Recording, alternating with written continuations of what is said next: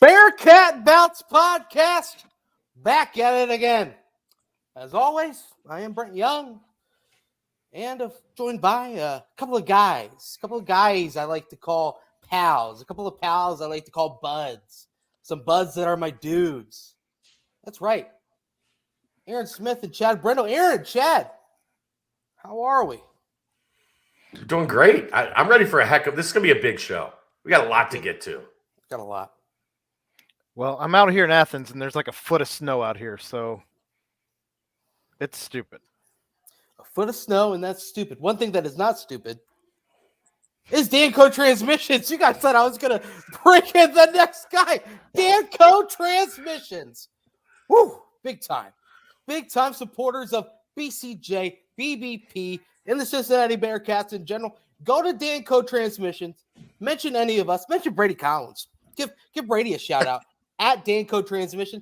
They'll get you what? They'll get you first $10 off an oil change. If you want a little bit more than an oil change, they'll get you $61 off anything over $100 purchase. 61, that's right. The Bearcats scored 61 points. It was a win. So $61 off anything over $100. Danco Transmission. Wow. What do you think of that deal, Brady? That's a pretty good deal. So the weekend before every show, we take the Bearcat point total, and whatever they scored is the discount you get on the service on your car as long as it's over $100. So this week, go to Danco Transmission, Bearcat Journal, show them your membership, $61 off any service that costs at least $100. That's a pretty good deal. That's big time. We're going to have to get you up to Danco. I bet they'd love to have the Brady Collins service. That's not. It's in up by Jungle Gyms. That's not too far from you. No, it's not. We'll have to get you set up with Joe. Joe's probably on here right now. Watching. The Fairfield Jungle Gyms, not the East Fairfield Side Jungle Gyms. Fairfield Jungle Gyms. Yeah, that one's on the other side where we're at. But no, I think I've talked to him at least once or twice, and great to be on here. Obviously, great sponsor, and he's a great guy. And it's funny because I think I was looking at something earlier, and my son saw it, and he thought it was the name of the sponsorship in the movie Cars, because he loves that movie. So it's kind of cool. It looks just like it, doesn't it? It's kind of got that feel to it. It does. It's definitely something and Co. I can't remember what it is, but yeah, me neither. Aaron, how about can we look that up? The movie Cars. It's something Co. It is something Co. But it is. You know what? Gosh, you spoke too soon. Gosh, we got a fourth guy here. We got something else to get to this week and next week. Whoa. Remember I talked a while back about we had a big new sponsorship? That big new sponsorship starts today. You'll be able to activate this sponsorship on Saturday. Home Field Apparel is going live. Big new Catterday. It kicks off their 8 weeks of new teams that they're introducing into the Home Field line of apparel. Saturday, January 22nd, noon, the Cincinnati Bearcats line at Home Field Apparel goes live. All you have to do, go to homefieldapparel.com when it goes live. Enter Bearcat Journal, 15% off. 15% off of your purchase. We can't talk about the designs yet. We have seen the designs. They're dope. Ooh. And if you're not familiar with Home Field, what they do, they've got a lot of fresh new stuff, but they like to go back through the years and dig through some of the retro stuff and get some of the retro logos, some of the retro events and moments in time and space, and put that on a t-shirt, put it on hoodies, put it on crew necks, and all of that will be live on Saturday, the 22nd. We are fired up about it. I can't wait to get this thing started. Look, UC fans, the entire season, all I heard was need more apparel, need more gear, need more gear, need more gear, need more gear, need more gear. The Home Field stuff is comfy, it's cozy, and I think you guys are going to love it. And I'm excited to have them join Danco up top on this podcast. And next week, here's the beauty. Next week, once it launches, we'll get to show you what the gear looks like live and in the flesh, because we'll have some ready to go for you by the time next Monday comes and the promotion is live. So there we go. There's our ad reads. Now, introduce our new friend, our old friend that's back for a new off season. Well, we got to thank one person probably for all this new apparel coming out, because who wants to bring out new apparel for a team and a program that just stinks? You got to have one that's on the rise, one that's a budding star in the industry, and that is the Cincinnati Bearcats, man. That is the Cincinnati Bearcat football team, man. That is one man, myth, legend that builds these young men into giant athletes that go out and compete every Saturday, sometimes Friday nights, sometimes Thursdays.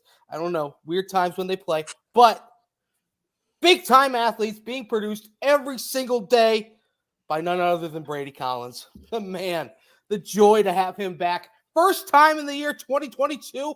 Brady, how are we?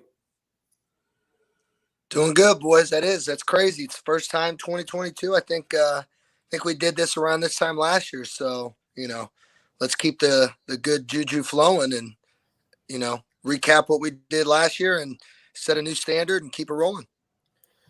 Recap real quick. The beginning of year 6. This is a very transient business. Has to feel good, like year 6 still rolling and reaching new heights with the Bearcats. What's that? It kind of broke up a little bit. I'm sorry. I said year 6. Like, this is a transient business where, the average stay for a coach is like 3.5, 4 years. As a staff, it has to feel pretty good. Year 6, and this thing is still reaching new heights. Oh yeah, I mean it's exciting. I mean, it's like I always say, this time of the year for me, it's like that's your new, your new blood. That's your, what drives you to get up in the morning and really, continue to instill and, build off of everything that we've done. Because let's face it, your team is reborn this time every year. You lose a lot of guys, to the NFL, to graduation, and then you get some guys, some early enrollee guys in. You get a couple transfers. You get young guys that are now not young guys, and it's just exciting because to me, your team is born right now. And the results of all the hard work from January through August, fall camp, that's what shows up. And we have that, in sayings all over the facility is, the dedication and determination of January through August ultimately reveal themselves in November. And, we've all heard it. November's for contenders and all that stuff. And, we've been fortunate to be in the championship game the past 3 years, winning it back to back. And so that's the standard. That's what we set out to do here. It's, the first thing Coach Vic said. And, it's exciting and really looking forward to this year and especially this off season because, some unique things we're going to do. And, but it's exciting. Well, before we get too ahead of ourselves, you can't touch on the new before we close the book on the old. Sure, the ending wasn't what we all would have hoped for, but still, talk about that trip to Dallas and kind of the Bearcat fan base and the program really kind of taking over the city leading up to that tough game in the Cotton Bowl. Yeah, I mean, it was great. I mean, obviously, Cotton Bowl was one of those, quote unquote white buffalo, things that you wanted to do. And, I've been fortunate. I've been to the Fiesta Bowl. Obviously, our program, we've played in the Rose Bowl, not a Rose Bowl, actual game, but, been to the Orange Bowl, been to a bunch of other bowls throughout my time. But, you just always heard amazing things about the Cotton Bowl, the way they take care of you, the activities that you do as a team and, with your families, where they put you up to stay was unbelievable. And just, everything I've, deep down in my heart, I've always just loved Texas. I've had relatives that live in San Antonio, got friends that lived in Dallas. When I was younger, when the Browns kind of went away, Bernie Kosar went to the Dallas Cowboys for a little bit. So selfishly, I was a Dallas Cowboys fan. They happened to win during that time, so I kind of looked like a guy just rooting for the team winning. But it was awesome. Our guys handled it really well. I mean, we went down there motivated and on a mission. Did a great job the whole week practicing, handling business.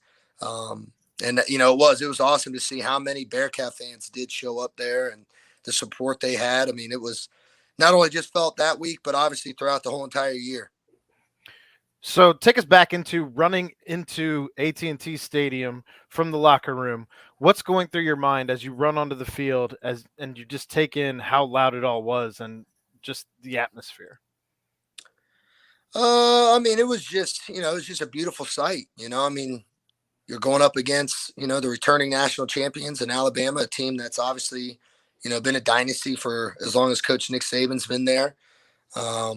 Just the amount of people on the sideline and in the, the luxury suites and, the random people that, I haven't even seen on the sidelines in the corners, throughout every game. Just obviously all that attention, all that stuff. But, it was just a big amount of pride, to run out onto that field with those guys, everything they've been through, everything we've been through as a program, and just knowing where we came from to where it is. And that was the biggest mission is this isn't just a one-time thing, like but it was really cool. Did you get a chance to look up into the stands and go, wow, Cincinnati's here, like half the city? What's that? It broke up a little bit. I'm sorry. I said, did you get a chance to look up into the stands and go, damn, half the city's here? Yeah, I mean, I tried to look up there as much as I could a little bit, during the teach. Those can get, somewhat long every now and then, but it was awesome. It was great. So, sure, the outcome obviously was not a win. We all wish it would have been, especially you and the team itself. But do you guys take any solace in the fact that you look at the national championship game and it is Georgia versus Alabama, the two teams that you guys have most recently lost to in the past 2 seasons, and just how close you are to kind of reaching that upper echelon of being in there? Sure, you guys were there playing in the semifinal, but having being that close to tasting that ultimate success, does that kind of bring that extra chip on the shoulder and kind of take I was thinking the same thing. I was thinking maybe he could still hear us, and then you're gonna roll in. You got tired of how long your question took, and I kept on talking because it went too a little swirly. We were gonna have dead air, but no. I mean, Brady's touching it right. It's a obviously. Is it better? Yeah. You're back. Had to reconnect. I don't know. Something was funky. I apologize, guys. All good. Oh, you're good. You're good. No, I was just saying, do you guys take any solace in the fact or any pride in the fact that, sure, the outcome wasn't what you guys wanted or what the fan base or anyone wanted in the program, but it was Alabama versus Georgia, the last 2 teams that this team has lost to in their past 2 seasons. So kind of an interesting tidbit, but kind of something that can build a little chip in the shoulder going forward. Yeah, I mean, no doubt. And, you don't want to hang your hat on, hey, these are the only 2 teams that, beat us in the past 2 years. So, we shouldn't feel as bad because, ultimately we know what everybody in our program, we wanted to be playing on that national championship stage. And, we were right there. And last year we were, right there beating Georgia. And I told it to the guys like a week ago. I said, I don't want to watch this game, but I'm going to because, all it does is add more fuel to the fire and motivate you even more because we played against those 2 guys. We knew, what to expect. We, saw it firsthand with our own eyes and, their sore bodies and all that stuff, like what it takes. And, it's just, you're always measuring yourself up against, the best of the best. And, again, we were right there, but no doubt we'll use it as motivation to move forward. I do want to let you guys know I was able to find the logo that you were talking about. It is Danco, not Danco, but Yeah. that is the logo from Cars that you guys were talking about. So there we go. It's not far off. No. You like all these new toys and bells and whistles we've got now, Brady? I mean, it is. It's very fancy. It's a lot, more more high scale than your average Zoom. So this is cool. You might have to take the whole team thing into this new whatever this StreamYard, show them all the little gizmos and gadgets. But let's move on. That great season. It's That's 2022 now. Let's yes. go. It's about what we can recap. Had to touch on it. Had to at least give that little bit of light there. But season ends. Then you are able to gather your staff together, probably after a little time off. But what is the main thing that you start to look forward to? As you mentioned, because this is the time where you mold next year's team, starting now in the weight room and different things of that sort. How long of a timetable did you take, and what do you kind of really dissect as some main key points of interest that you want to look into heading into the next couple of weeks? I mean, I'm not trying to sound, crazy or anything, but it's like, you're kind of always slowly preparing for, the next off season and, what you're losing and what you're getting back. And, always doing, your SWOT analysis, the strength, the weaknesses, opportunity and threats. And, I slow played that, probably after the USF game. And then really in Dallas, when team was in meetings or we had a little downtime, I really started to kind of dive into it a little more. After the game, obviously took a full day just to be with the family and just kind of, get my mind away and all that kind of stuff. But it never shuts off. You're always, thinking and texting with guys and, but, gave my staff a good little break. And then it was really just all about, coming back in, do what we always do, clean the weight room, gut it, move stuff around, make it feel new, get some new signage up, get the awards that all the guys got, academic, All-Americans, Thorpe, put those up in the weight room so it looks good. But, and then obviously just always getting with Coach Vic daily, whether, in person or on the phone, just communicating with him. And then, you just slowly start evolving the process of, what we need, what this team needs, what we have to do differently than we did last year, which I love because we're always doing things differently. Who we are to the core stays the same, but, I always use this word of perpetual development. And, if you're never continuing to grow and get better, then you're never really going to truly, reach your potential. So, it's a fun little process. It can get, a little tedious at times. And, there's always extra stuff you got to, throw onto the plate with, hiring a nutritionist and some of my own staff guys that left, which was great. One of my guys went to go be the head strength coach at Youngstown State, which is awesome. And then I had another guy leave who went up north 71. We won't hold it against them, but it's been fun, and I kind of that type that when I'm not busy, I think I lose my mind. So I know my wife could say that for sure, but it's time now. We're starting tomorrow. So how excited are you for the construction that's already started on the locker room and just getting that finished up and getting things back to normal, or the new normal as far as the locker room goes? No, I mean, it's awesome. It's definitely, long overdue. And again, so proud that it's happening. And I've said it, our program has been used to being misplaced. Our first year when we had to move out and then we put bubble and, this and that and all kinds of just crazy stuff. So like, our kids don't even bat an eye to it because they know they're getting a brand new locker room, which they've earned.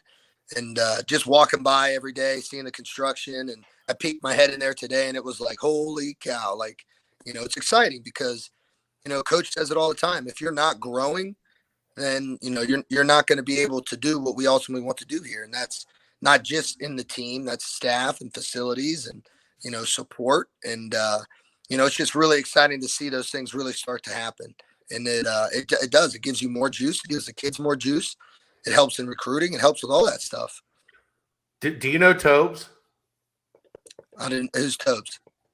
You remember Tobler time, the walk-on for basketball many years ago that the fan base loved, and they had like little graphics for him and everything. No. Edits on. He's like running the locker room construction. Right. Good. So He's good with me then. We'll have to get you two introduced. Maybe you can go out to lunch someday. Tobler's awesome. That'd He's be good. also a friend of the Bearcat Journal podcast network. Well, there we go. I think Brady and Tobler would be peas in a pod. You would love it. He tailgates right by Simone for football games. Like Nice. he's a diehard Bearcat. Diehard. Well, then he's A-okay in my book, my friend. I tried to get him to swipe me the prototype for the lockers that they brought in so I could put them here behind me, but that hasn't happened yet. Chopping it, then you're good. Yeah, I just need half of one right here. Good to go. Well, you talked about growing, Brady, and as each, Dez and Kobe today and other players of the sort have sent their, farewell goodbyes and everything. And by the way, Dez Ritter's had me tearing up. That was awesome. But you also see the other players saying, job's not done. There's still things that we need to get accomplished. And then you have these quote unquote the super seniors making a comeback. Your Malik Vans, your Javon Hicks, different players of that sort. When you see the out with these legends and then these other guys still coming back and saying, hey, there's still left to be undone, does that kind of get you fired up knowing, hey, these guys that left and left a big mark on the school, these guys that are coming back, they want to do the same thing next year? Oh, absolutely. I mean, it gives you so much more momentum heading into it because, you got a great core guys that have been through it and, selfishly made the move to come back, not just to better their, stock for the next level, but also because they feel a draw to this place. They want to leave it better than what they found it. And even if they would have left, it's still, yes, it's way better than when they found it. They want to continue to enhance that. And, to me, that's awesome because, guys like Javon Hicks, who, played a lot of football. And then when Wiggins was back, he didn't play as much that year. So like in his eyes, he's like, I still got a lot of ball left and I showed haven't played and I feel like I can get better. And he's motivated by that. Jabari Taylor, one of the coolest things he told me, he's like, Coach, I'm coming back because I see this D-line room a lot like 2018 when Kamani and Tez and those guys left, and it was just a bunch of young guys, and we needed help and guidance, and that's what Marquise Copeland was able to provide, and Tez and all them. But it is you're so lucky and fortunate to have those guys back, and also it's a challenge. It's a challenge to us, but you know what? Last year, a lot of guys did the same thing, and I think that kind of showed a blueprint of okay, hey, Kobe Bryant coming back and really solidifying these few things. Well, ultimately, he was still going to play football really well.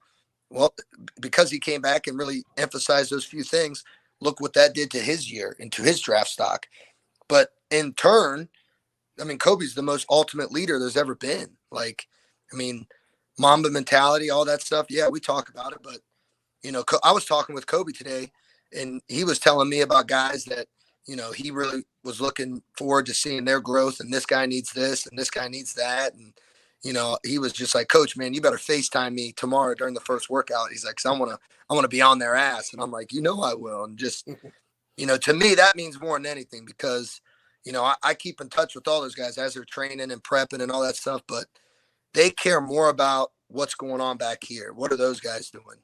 And to me, that says a lot about our program, says a lot about those young men, and just makes you feel really good that, we've done this the right way, and just proud and honored to have all those cats back. Now, you bring up leadership, and obviously there's a ton of leaders that are leaving this program to move on to NFL and other things. Is there anyone that you've seen step up so far in that leadership role that we should be kind of looking out for? From the guys that came back? Just in general right now, just in the locker room, because there's obviously a pretty large void as far as the leadership goes. Yeah, I think, we were so fortunate last year. And again, everybody's always going to tout Dez, and even I did. But, your quarterback, yes, he better be a leader. And, we were so fortunate, though, that we had so many leaders. Like, it was almost, all right, you say that guy's name, you're like, yep, of course he's a leader. And, I mean, if I had to say there's guys, I mean, a lot of them are guys that came back. I mean, Will Huber's a leader. He has been since his true freshman year. And yeah, he didn't play as much football during his time, but the way he works, the way he leads, the way he does academics, the kind of teammate that he is, that's a leader. I mean, Jabari Taylor, no doubt. You still got Wiley and Lenny T in the tight end room. You got Chuck and Rhino and a young Ethan Wright in the running back room. Those guys all lead. Trey Tucker at wideout is an absolute dog. He leads. And, so you feel good because you got bits and pieces all over. And Hicksey coming back, that's a leader of the secondary. Arquan Bush. I mean, but, again, when such unbelievable young men that, yes, we're really good at football, but we're also just incredible leaders and workers and representatives of this program and even the university, when they're gone, yeah, it can be kind of like, oh, what are we going to do? But, fortunately, we've recruited well, we've developed well, and we got the right guys in this program that, they're ready to step up. And like when I had all my one-on-one meetings with everybody, I said, look, everybody wants to be a leader now. They want to, step up more, do all that stuff. I said, well, that's great, but it doesn't mean you have to change who you are. It's just you're enhancing a part of you.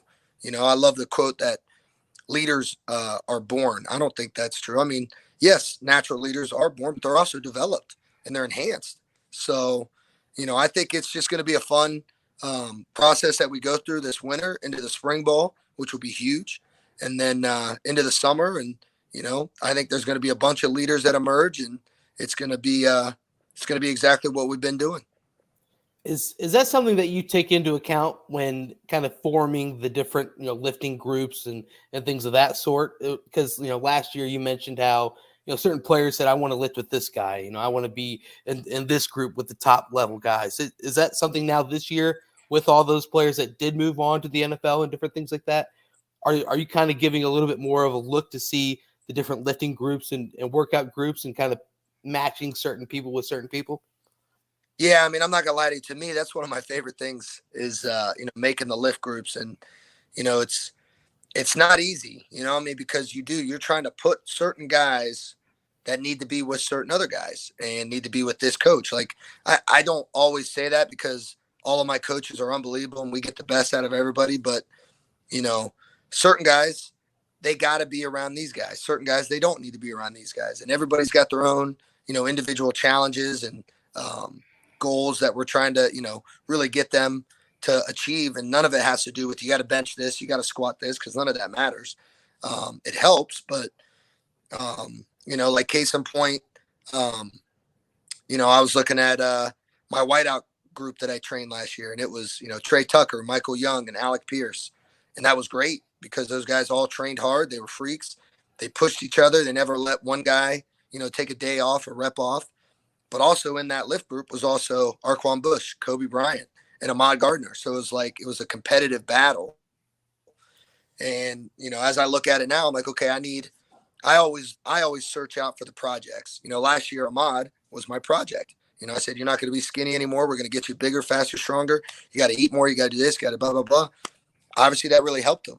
And, when I was looking at the wideouts, there was one guy that stood out to me, and that was Jaden Thompson, a guy that shows a lot of potential. He's just a little skinny. That's fine. I could take care of that. But, you're going to come over here with Trey and you're going to get dirty with Arquan and all these guys. And, but it is, to me, that's always one of the, more unique, fun things that I do. And it's really, psychology 101 kind of stuff is, mixing guys up almost sometimes every day, sometimes every other week. And, putting the O-line with, D-line guys or just the O-line and D-line with linebackers, all that. I mean, it's a fun little puzzle to put together, but no doubt it's always done with the best interest of the kid and, what's really going to get the best out of them. Would you say that's the one group you're most excited to see how that works out? Is that little mix with the wide receivers and the DBs again? Or do you kind of have a group that you're like, okay, I love this group, I'm going to keep an eye out on that? I mean, selfishly, I love all my groups. I mean, right. Well, of course. My day kind of gears up. We'll have the young new puppies in, and then the O-line and the D-line and linebacker crew, which I'm excited for because there's a lot of young, hungry, starving D linemen that, it's their time. They got to step up. So to see, their their attack and how they, handle this offseason is going to be great. I really feel really nice about my quarterback, tight end, running back group. Just a bunch of dudes in there that are crazy. And, and then, the wideout DB group. I mean, that's always, I kind of always leave them as the last group of the day because, sometimes those are those guys that are trying to gain weight. So you want them to sleep in a little bit, make sure they eat a good meal, come in, get their lift in, then, right around lunchtime, they're good and all that. But it's I can't say that's my one that I'm looking forward to the most, but, we'll find out in the next coming weeks. How about that? I like that. With the new year, is all of your staff coming back? Or are we going to see any new faces on the strength and conditioning staff? You will see some new but yet familiar faces on the strength staff. I will say that. So, just come on, you can't tease us like that. Well, I don't want to, with hiring processes and official and all that stuff, but text me some names. I can say it. You can't. No, I think I kind of gave it away a little bit, but my one assistant and just, dear friend and close brother, Zach Higgins, our big dog. No, I know it's all good. No, he's like I said, he's heading up North 71. My old boss, my mentor, he needed my help. He called me for my guy. That's how I look at it now. Wish him the best. That's going to be awesome. And then our young local guy from Moeller High School, Jimmy Rodenberg, he's heading up to be the head strength coach at Youngstown State, and I couldn't be more happy about that. Sending, one of my guys up there with Coach Doug Phillips, and I already know he's making a huge impact up there. But there will be some familiar faces from years past here, and that makes me more happy and proud. And I know, it jacks up a lot of our guys because, we were able to be in a position where we had some more resources to take care of guys and, really beef up our staff. So I'm really excited. Familiar faces on the strength staff and beyond. Ooh. Gosh, I can't believe you already hired Ryan Royer, man. That was Let me tell Please, you. Look. We tried. You can't hire Ryan Royer. That dude's going to be making 7 figures in like 3 years. Yet he's been down there like every day last week, so you can't get rid of him. He's also a crazy person. That he is. That's why you two get along so well. He's a great guy, man. It was. I love Royer. We have this play hard board. It's a hallway as you go down the steps into the weight room. So it's a play hard hallway. Yes, and what was really stairwell. Let's go stairwell. And it was one of those eye-opening things because that's Coach Fick's baby. That's what we build our whole program on is play hard. You don't have to be the fastest. You don't have to be the strongest. You don't have to be a starter. It's do you go hard? Do you play hard as you can every single snap?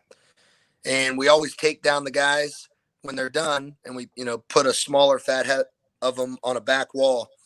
And it was crazy because we took down I think over 10 guys this year, and you're just like, holy cow. And, you still had 5 up on offense, and you got 1 on defense in, Will Huber. And to me, what more of a motivation for those guys every day they come down in the weight room is, yes, we're losing a lot of productivity and a lot of reps and all that stuff. But, I mean, who's going to replace those guys on the play hard walls? Because that's our culture. That's how we've won so many games here. And that's what I'm excited to see. Well, some candidates to go on the play hard wall would be some of the new players that have been coming in. We're going to throw some names at you. It's going to be the fresh faces, the new enrollees, and the transfers that have been announced and official. So we are safe to talk about them here on the BBP with one Brady Collins. Let's start with the early enrollees, if you will. Top of the list is going to be a player that the fan base is already kind of gushing about, someone who has the potential to really make a name for himself early, a high-level recruit. It's going to be JQ Hardaway. What is your initial impression of JQ, and what do you kind of want to fine-tune? What's the Brady Collins look beyond the player, JQ Hardaway? Bigger and thicker. But no, he looks great. I mean, he's every bit of 6'3 plus. I mean, he is tall, long arms, long legs. But what was so unique and just awesome for me to see is, I mean, how well he bends. how well he moves. And again, naturally, he's young. His body still hasn't matured, and he's going to get accustomed to the way we do things. He's going to take off fast. I mean, he's already up to 188, 190. So it's going to be really fun developing him. But really, really great kid, raised extremely well, very humble, respectful. And, what I love is he's always got a smile on his face. And he's, I was kind of busting his balls the other day. I'm like, man, you don't sweat, do you? And he's like, nah, not really. I said, I'm going to change that. That's fantastic. Obviously, with Jerome Ford leaving, there's a little bit of a hole in the running backs room, and Stephen Bird is one of the early enrollees. So how's Stephen looking in there? That's a good-looking cat as well, man. I mean, he's every bit. This is how funny it is. I mean, first day when we weighed him in for his evals and all that stuff, he was like 205. And he's like, Coach, that's got to be wrong. I was like 215 the other day. And I'm like, it's all right, dude. Like, nobody's really getting on you right now or anything. We're like, we're going to see how you grow. Well, by the end of the week, Friday, he was 215. I'm like, what in the world? He's just like, yeah, I don't know. I told you. But again, another great looking kid, has a huge smile on his face, comes in, works his butt off. He's definitely going to get very, very big, but he's strong. He's explosive. He's twitchy. And, it's just going to be, you can tell he's excited and eager because I know he hurt his foot his last year of football there, but you could just tell he's hungry and he's ready to go. I'm going to stay with the DBs. Mentioned J.Q. Hardaway already, but I'm going to mention a player from a high school that Cincinnati's really been getting some big-time players from, and we're going to mention another one a little later. That's Coleraine High School. Cornerback, super speedster, Ken Willis. What kind of do you see in Ken Willis that you want to mold and create? What do you think about his first impressions? Same thing. I mean, again, comes in, smile on his face. He's humble. He's eager to work. Again, coming from a great program, so he already knows kind of a little bit of what blue collar work ethic is, and again, he's your typical young corner or DB body coming in, skinny, but he's got twitch to him, got a little juice to him, and it's just going to be, again, like all these guys, fun developing him and seeing how far he can take his mind and his body. Working as much with the recruiting class as I got to, I did get close to some of these kids and was hitting them up every week, just seeing how they did in their games and what have you. CJ Doggett was one of those kids that I would talk to week in, week out, and he was always real quick to respond and everything. So I can only imagine what he's like to work with in the locker room. Yeah, I mean, he's strong, and that's what I love to see. Not just like strong, he's got the quick twitch, fast explosion that you need as a D line, and he moves well. His body's going to obviously look completely different than what it is right now, but he doesn't look bad. I mean, he's just your typical young D lineman, but very strong. Again, has great work ethic, had a great first week, gaining momentum as we go. But I'll tie it into, his counterpart there, Tyler Gillison. He looks just as well too. I mean, he's a little bit taller, a little bit longer. Not as thick, but just very fluid. The number one thing I noticed, his hips, just so fluid. And you can, just envision what that's going to look like as he continues to gain speed and strength and, getting coached by Coach Scruggs. It's going to be really nice to see. They played running back in high school. Both of them. Big time athletes. If you're an athlete, you just play. Well, speaking of athletes, you've mentioned Trey Tucker already. We've mentioned that wide receiver room. Tell me a little bit about this shifty guy, Joe Bermudez. First off, first team all name, fantastic.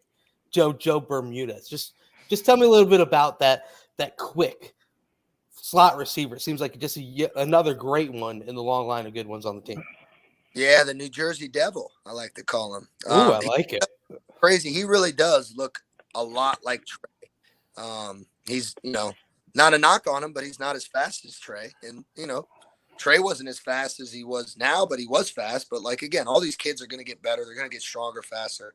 But again, he's kind of got a little bit of a different type of demeanor to him. And but I like him. He works hard, very smooth. But you like I said, you just see that twitch in him. You see that strength. And but he does remind me a lot of Trey Tucker.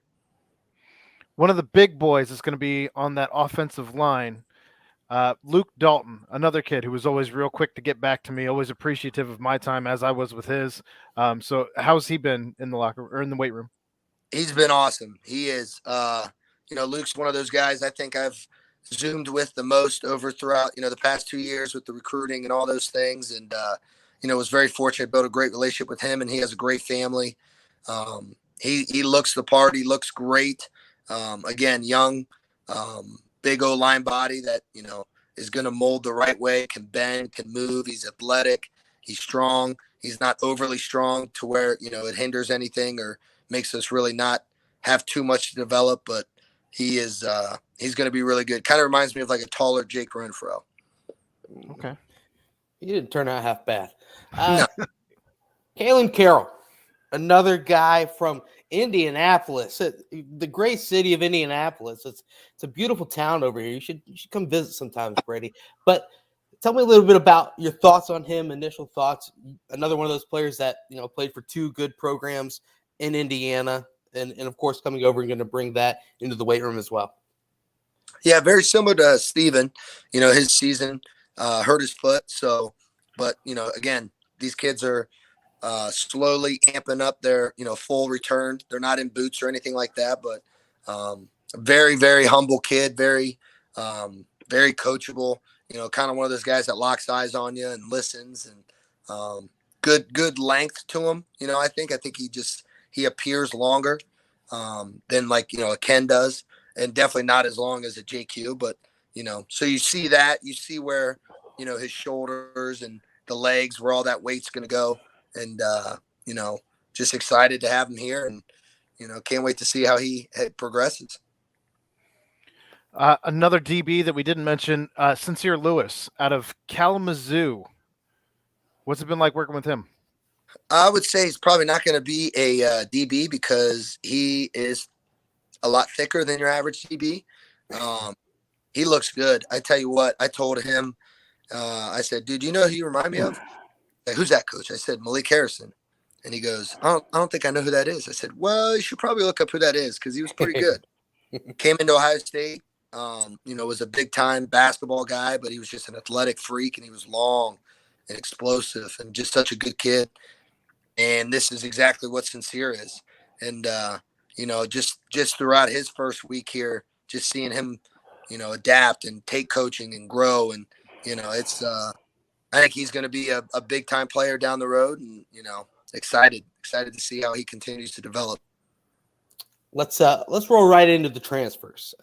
First one, name might sound familiar. The last name, very integral part of the success of the Bearcats this past season. Another Pace has entered the fold. Ivan Pace, tackle machine, transfer from the Miami Redhawks.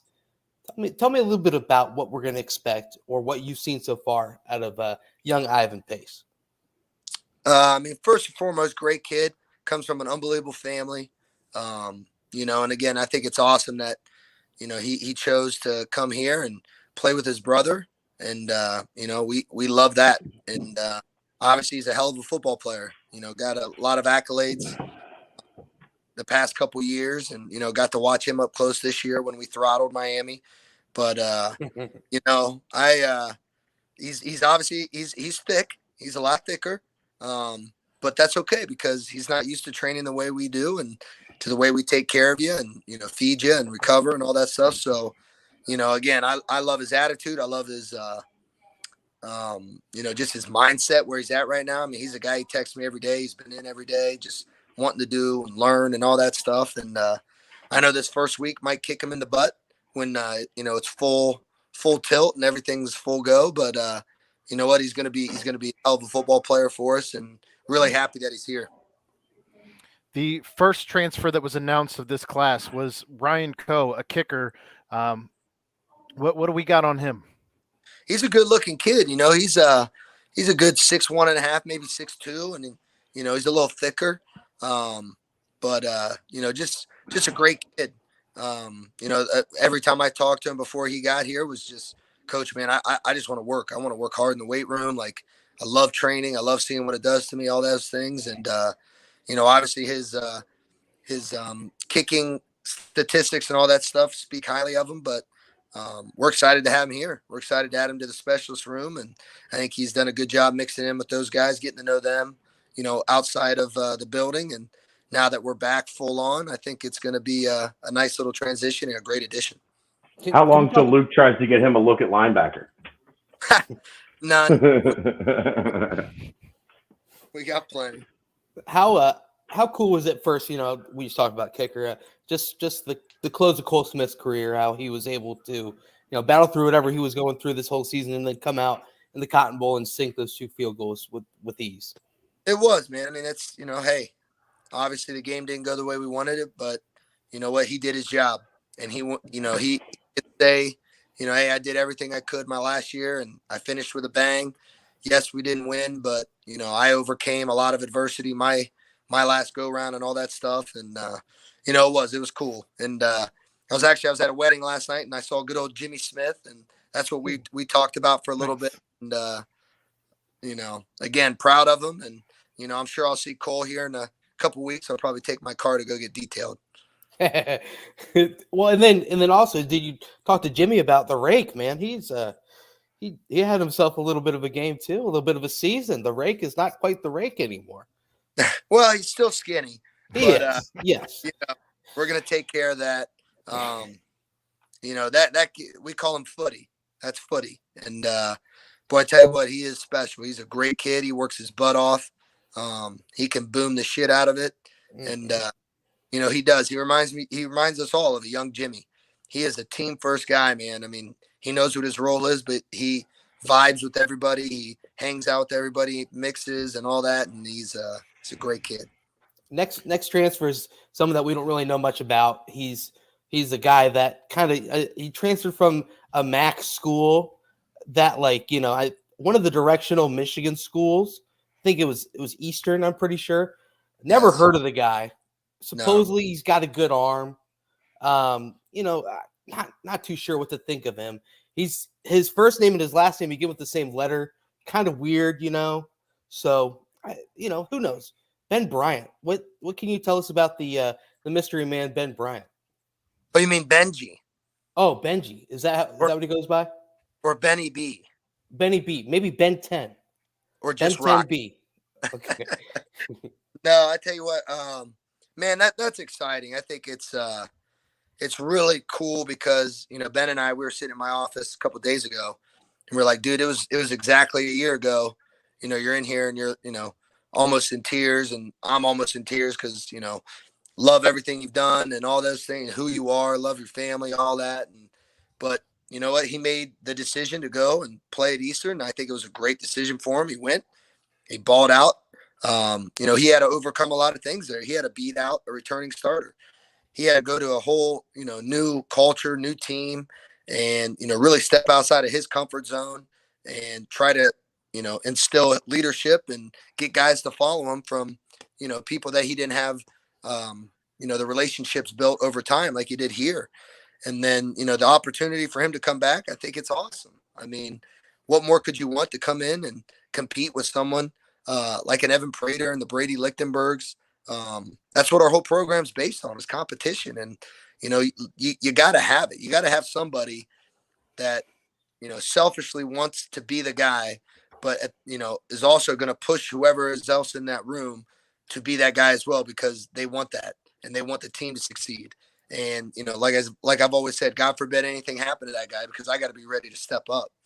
But, really excited, really is. You feel like, you haven't missed a beat when you see him, but I know he's extremely excited. He's extremely humble to be back and eager to get it rocking and rolling. And, it's going to, like I said, it's just going to provide more competition across the whole program like we do at every position. And the last name of the transfers, he was one that we actually announced live here on the BBP last week. And that was Nick Martner. Actually, that may have been even on the BCJ pod last week on Wednesday.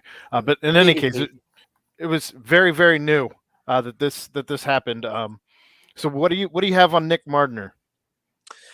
From everything I could tell, I mean, he looks good. He might be a little on the skinny side, which again, we won't hold that against him.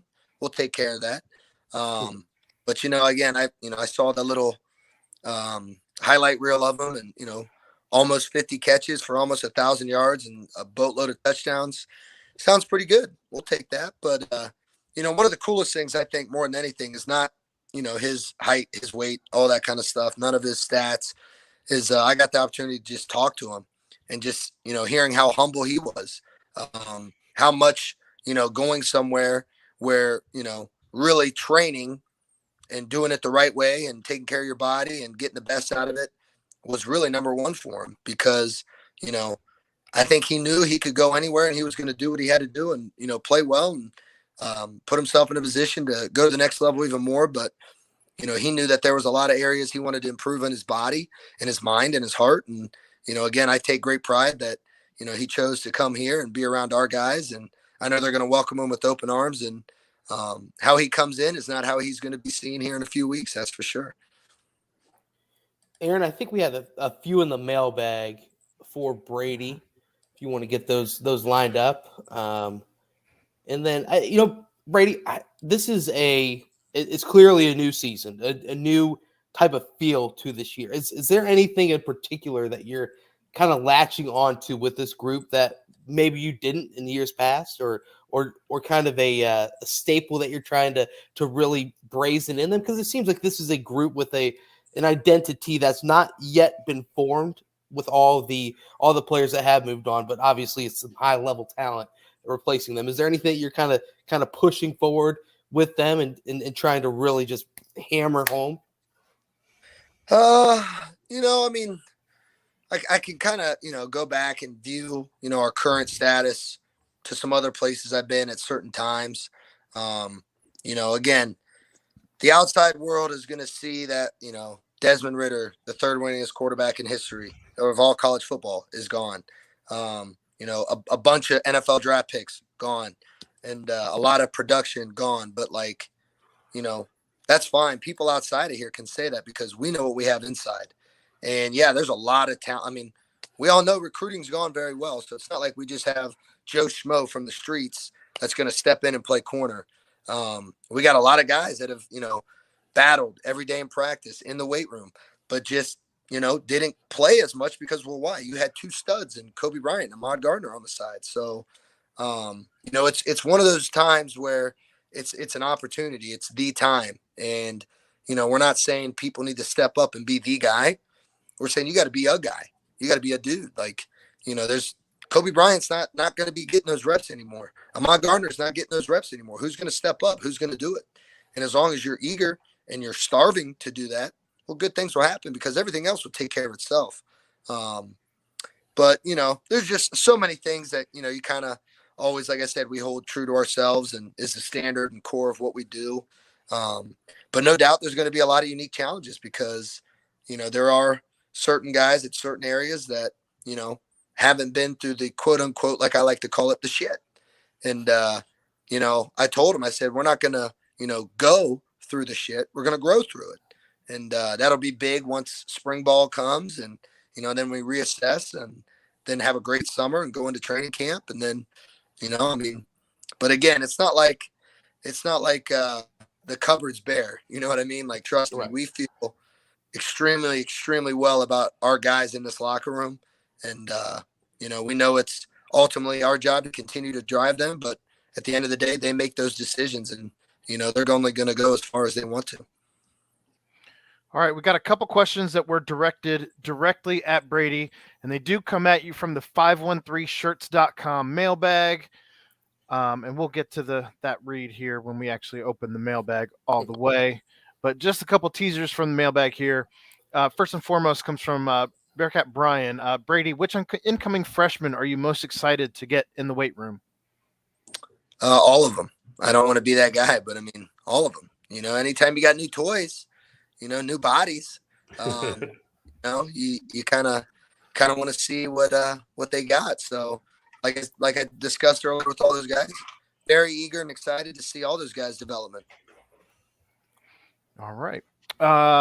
Danco Joe asks, Coach Collins, we're now in weight room season. Who surprised you most in the weight room thus far? And who do you think will be the breakout player to watch this incoming season? Well, yeah, we officially start tomorrow, so we haven't really been getting after. But if I just take it as a whole from just when they've been here and just their growth and all that stuff. Who will be my breakout player to watch? I'm gonna say I don't know this season, but I'm definitely gonna say it's just gonna continue this off season, spring. It's gonna be oh my, who's this guy, and then probably season. I'm gonna throw out there a Byron Threats. I'm gonna throw out there a Rob Jackson, and I'm gonna throw Jaheim Thomas, Isaiah Cox in a way, a Jack Dingle. I could keep going and going, but I mean, there's gonna be a bunch. Shimon Mateer, Ethan Wright, Miles Montgomery. Drew Donley, Sammy Anderson, Todd Bumpus. Guys that played a little bit, but I just think there's gonna be a bunch of them.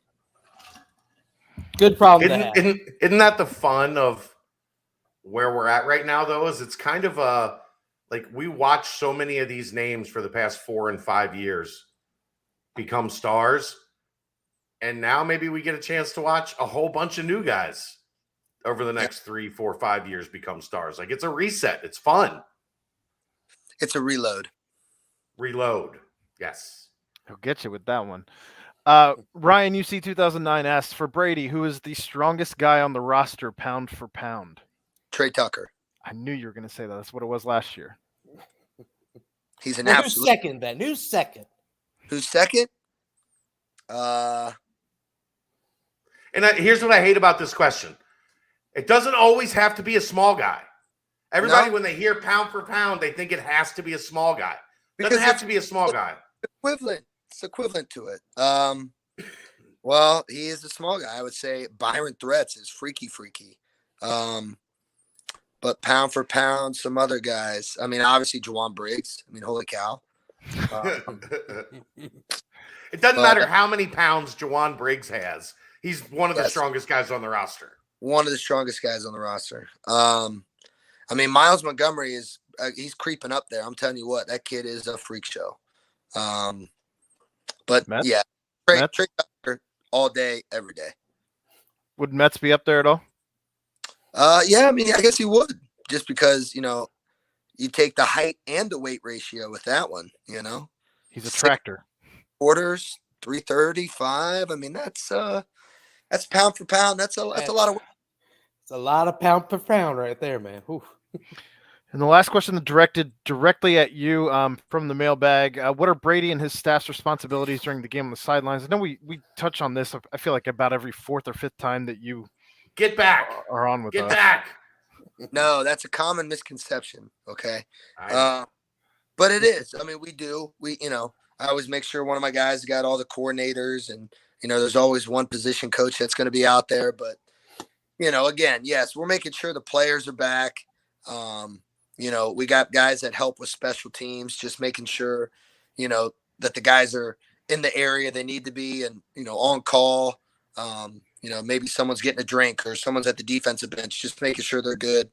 But other than that, I mean, I'm not going to lie, from my standpoint, I'm watching just our guys. I'm watching, the sideline. I'm watching, just everything and, providing energy to the guys. But yet I've always said, as crazy as I am and as much energy and juice that I bring to every day, especially in the weight room, on the game, you know what? You're pretty mellow.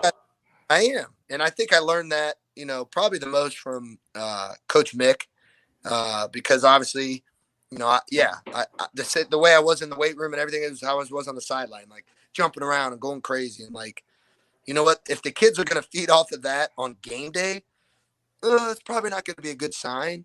So, I love up the boys, have fun with them, motivate them, pride them up, love them up, push them even more, and really just take it all in. On game day, the work is done, right? Right. Like,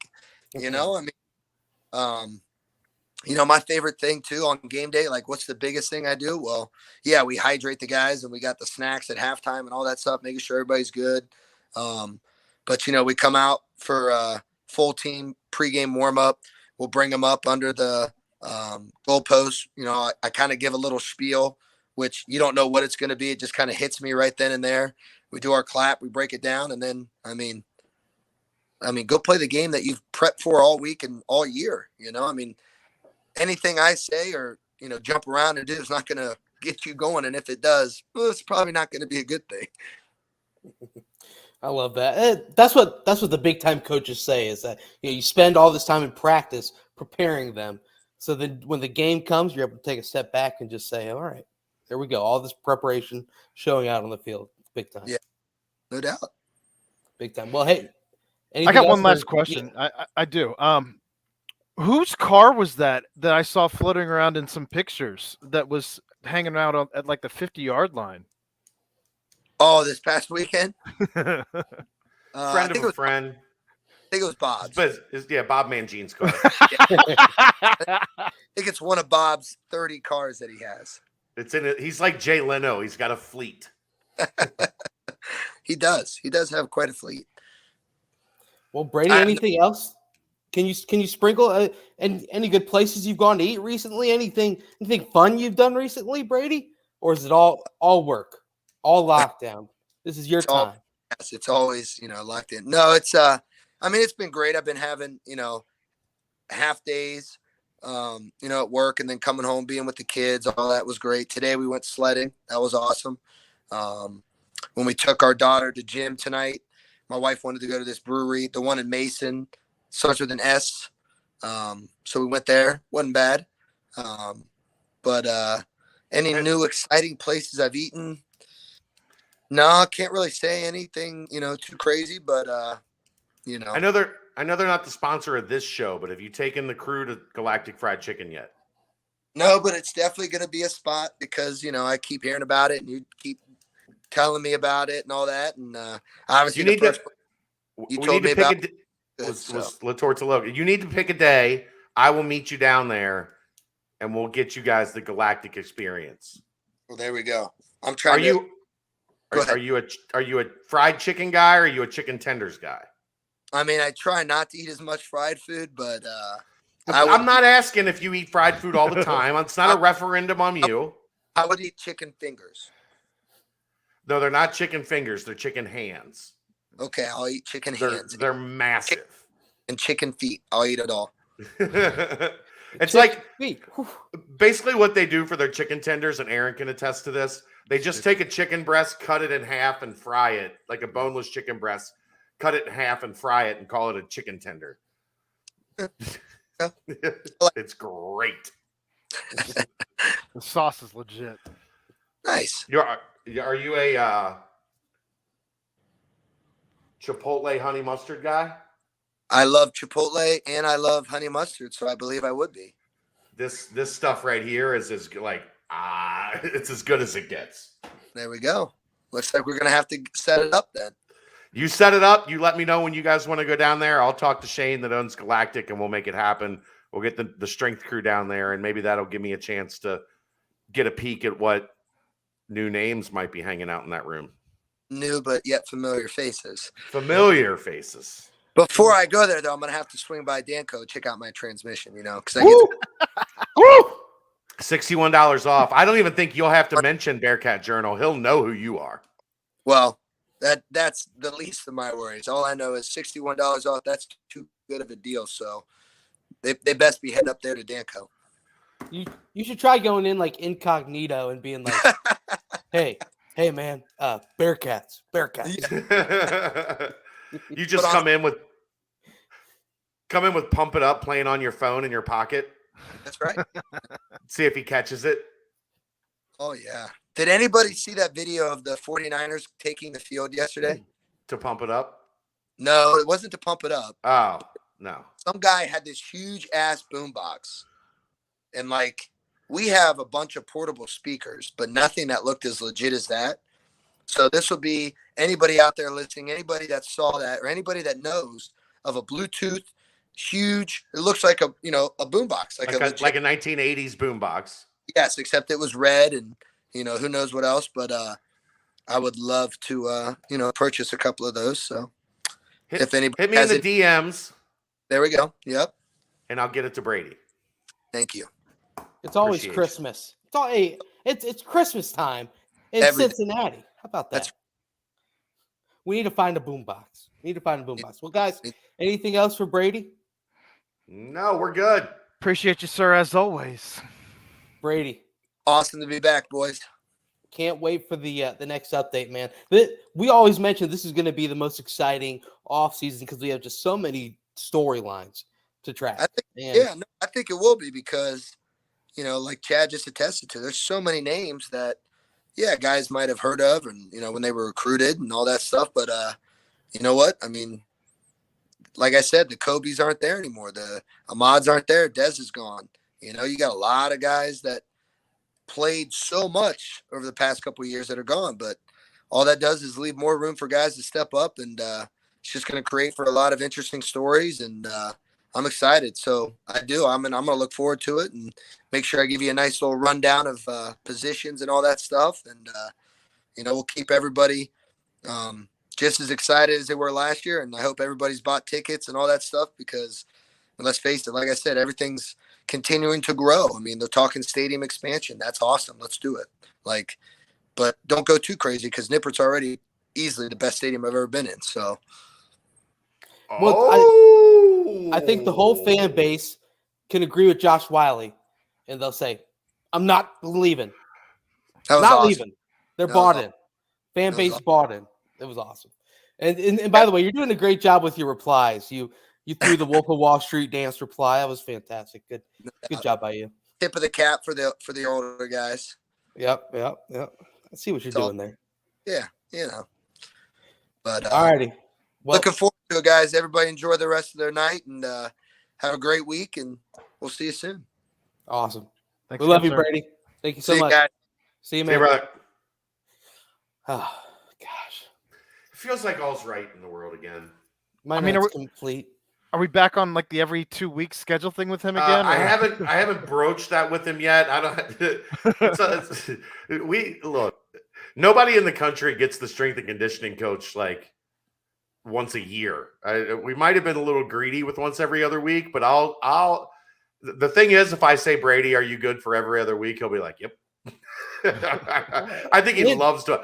I ran into his family and Brady at the team hotel the night before the game, and they were just kind of walking around and hanging out for a little bit, and they were like, "Oh, the podcast, yeah, that's right, it's the podcast." I think he loves doing it, so we'll check. We'll have him on plenty. I promise. Especially this offseason, because you There's can a only lot. last offseason it was always like, how does it look? How Sauce Right. look? How about Kobe? Is there anybody that's going to make a splash? Nope. No. If there is, we got problems. It is every single player that is as good as they can be. But, well, speaking of making some splashes, Chad, he went to Twitter today. He made a little bit of a splash. Fill us in. Coaching staff seems to be kind of rounding into form. What else can you tell us? Well, and since then, some of the stuff I reported, one of the things I reported on the board this afternoon was put out by Pete Thamel and confirmed tonight that not only is Gino Guidugli going to be the offensive coordinator and quarterbacks coach for the Cincinnati Bearcats, but one of his mentors, one of the guys that got him into the game as a coach at Central Michigan, Mike Cummings, is going to be the offensive line coach for Cincinnati. He has extensive history as an offensive line coach. He's taken guys from Central Michigan, multiple guys from Central Michigan, and put them in the first 2 days of the NFL draft, including a couple potential guys this year that are going to be at the Senior Bowl. He's been an offensive coordinator for over a decade. He was the offensive coordinator. Remember those 2014 through 2016, before they fell off the map, those UConn offensive lines that had guys that were the size of mountains? That was Mike Cummings. He was their offensive line coach and offensive coordinator. So we'll see what happens with Ron Crook. As Pete Thamel reported, there is a possibility that Crook sticks around. I'm sure he would like to find himself an offensive line room to run somewhere. But But Gino is going to be the offensive coordinator. Mike Cummings, I can confirm, is going to be the offensive line coach for the Cincinnati Bearcats in 2022.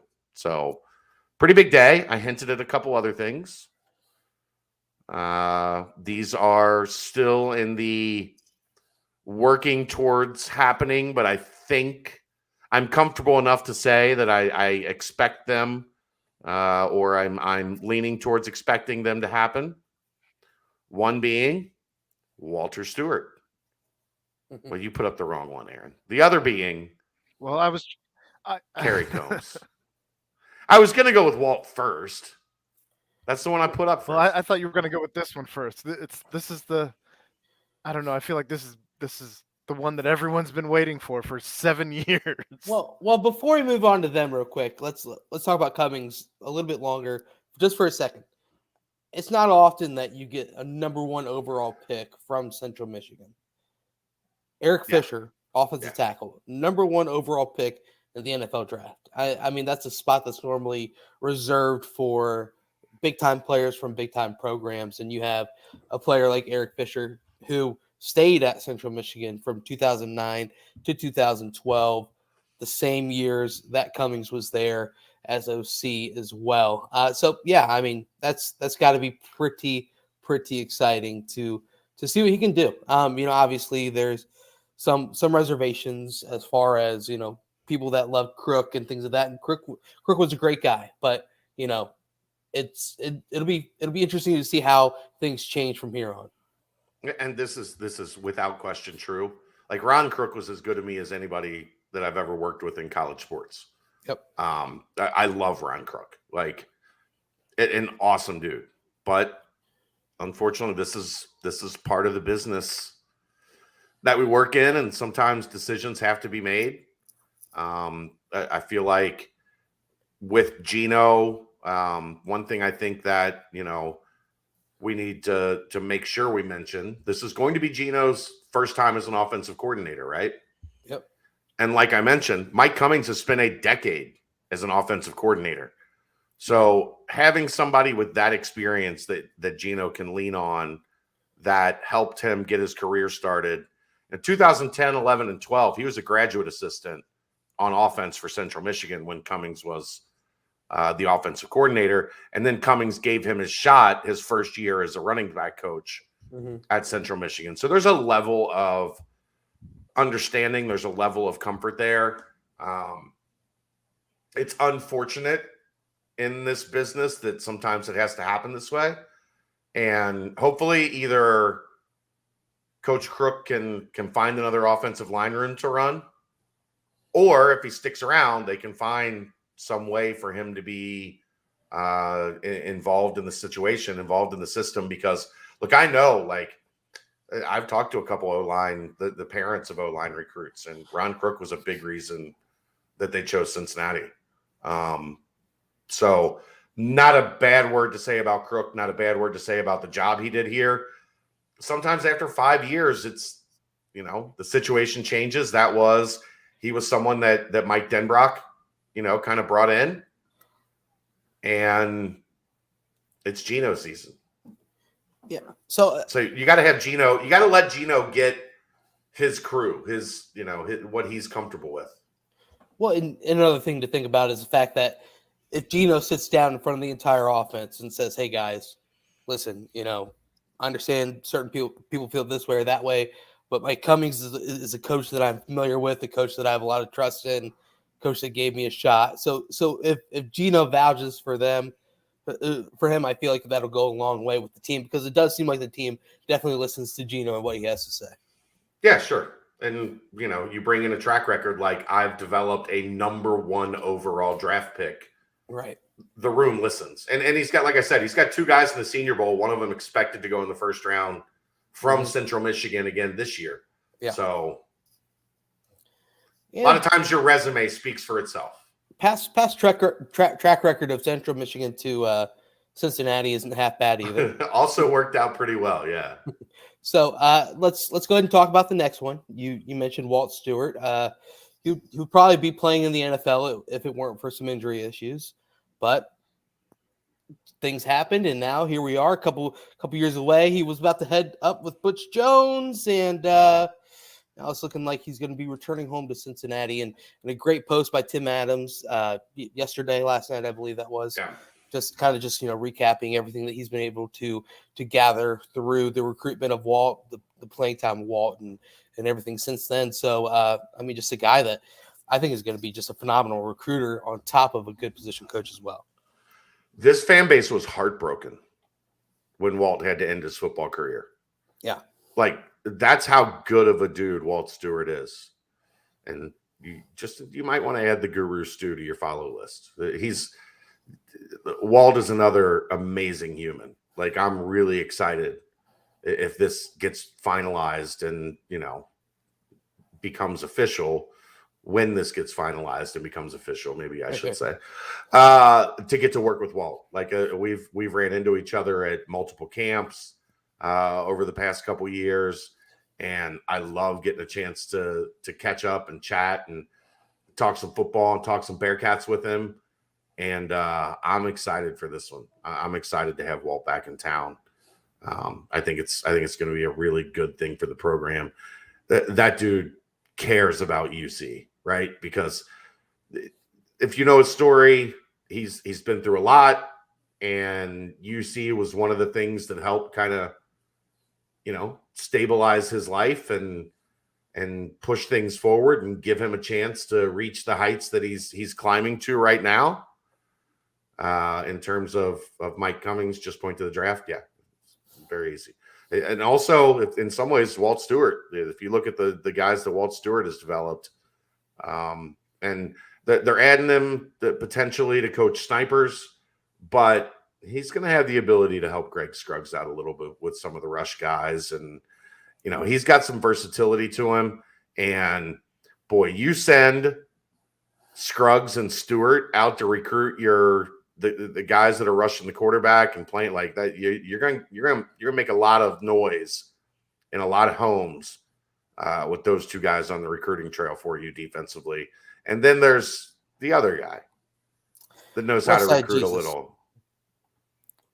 Westside Jesus. This is obviously, it's been a running joke among, everyone on the board and the Cincinnati Bearcat fan base, but holy moly, Westside Jesus has a phenomenal track record. He has a repertoire, a following, it's a level of a coach that is big time. His clout is very much substantiated. And sure, there were a couple of frustrations here and there with some defenses and defensive backs during his time at Ohio State. But beyond that, I can't think of a better replacement for Brian Mason than Westside Jesus. I mean, the guy can really coach special teams. There's been some conversation about his work at corner, but there's a lot of guys in the NFL that have coached by Kerry Combs at corner on their resume, right? Right. So it fits. And that was I think that was always like the part that people had some angst with about Kerry was they wanted him in roles that they wanted to fit a square peg into a round hole.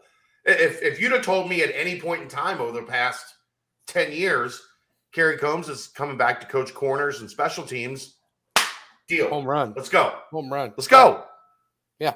So it's the timing is perfect. The fit is perfect. It's with somebody that he worked with extensively at Ohio State with Luke Fickell. Yep. Those two guys know each other well. Mm-hmm. He knows Tressel well from their connection to Jim. So if there was a time to bring Kerry Combs back, this is it. And to coach the two things, just so happens the two openings are the two things that are right in his wheelhouse. He gets to recruit Cincinnati, Ohio, and the state of Cincinnati with a Big 12 label.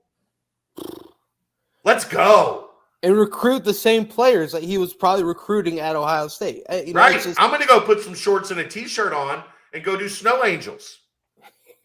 No, I like this is a hire that just gets it's one that just if the West Side Jesus thing was not as much talked about as it is amongst this fan base, and you were handed his resume and his accomplishments and his accolades, you would step away and be like, "Whoa, what? The Bearcats are getting Great this hire. guy?"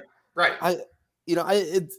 I'm blown away excited about this hire, especially because, like you said, it's a perfect timing in his career where, I mean, that guy is as energized as anyone, and age is just a number for him.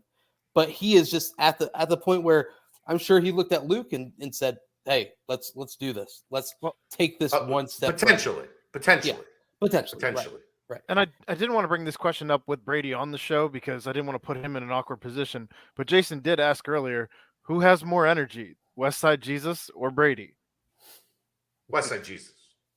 And I think you're right. Like without question. Yeah. He's doing DB drills in the NFL with the Titans a few years ago. Yeah. Right. Brady has a downshift, right? A downshift. Mhm. I don't think Carey has a downshift. I think Carey, the thing's just stuck on throttle. Like, you know, when you're in like fourth gear, fifth gear, and you're like, you need to shift and you just don't. That's Carey. Well, I mean, unless you're downshifting to get more. He's not slowing down. No, I mean, you downshifted to hit more RPMs. No, you're missing my point. He's already at the max RPMs. Gas on the floor. Yeah. Well, think about it. This is like Brian Mason did a phenomenal job. Yeah. Building, right? And now he moves on. And now that it's somewhat built, I don't know. I love the hire. I think it's just a perfect situation, perfect fit. Obviously, Perry Eliano is a tough one to see go because they're both tough losses, man. They are. Perry Eliano and Brian Mason were outstanding football coaches. Right. Losing them hurts the program. But that's how coaching works. That's how this business works. And if you lose Brian Mason and Perry Eliano and the potential replacements are Kerry Combs and Walt Stewart, all right. I mean, come on. That's awesome. Awesome. Yeah. Nothing else I can really say about that. Tight end is the only, potentially the only position left. You kind of pointed to that. This seems like one that might take a little bit longer. Probably looking at some options within the program, looking at different things outside. Guess as they go internal.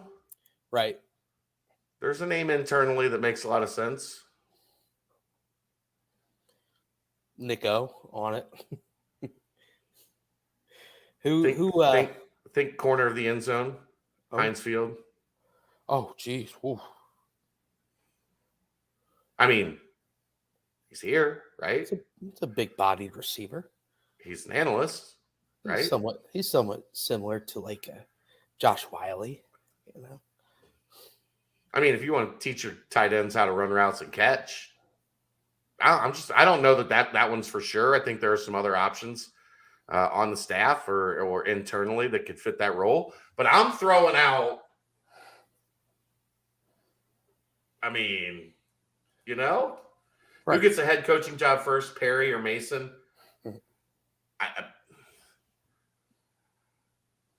That's a tough one because those two personalities are as right.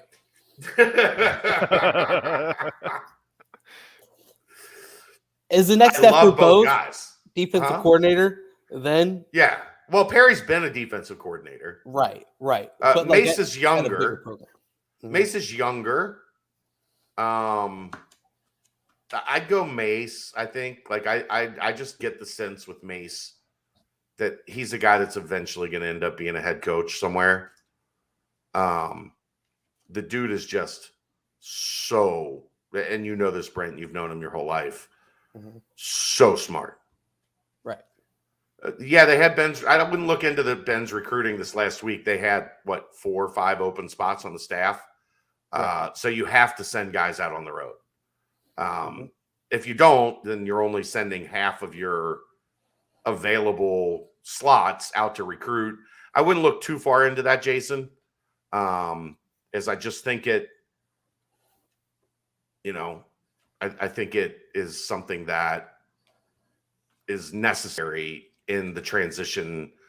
Like when you're dealing with this transition of these coaches are gone, you have to promote the new, and Benz has been on staff before at places, like he's recruited.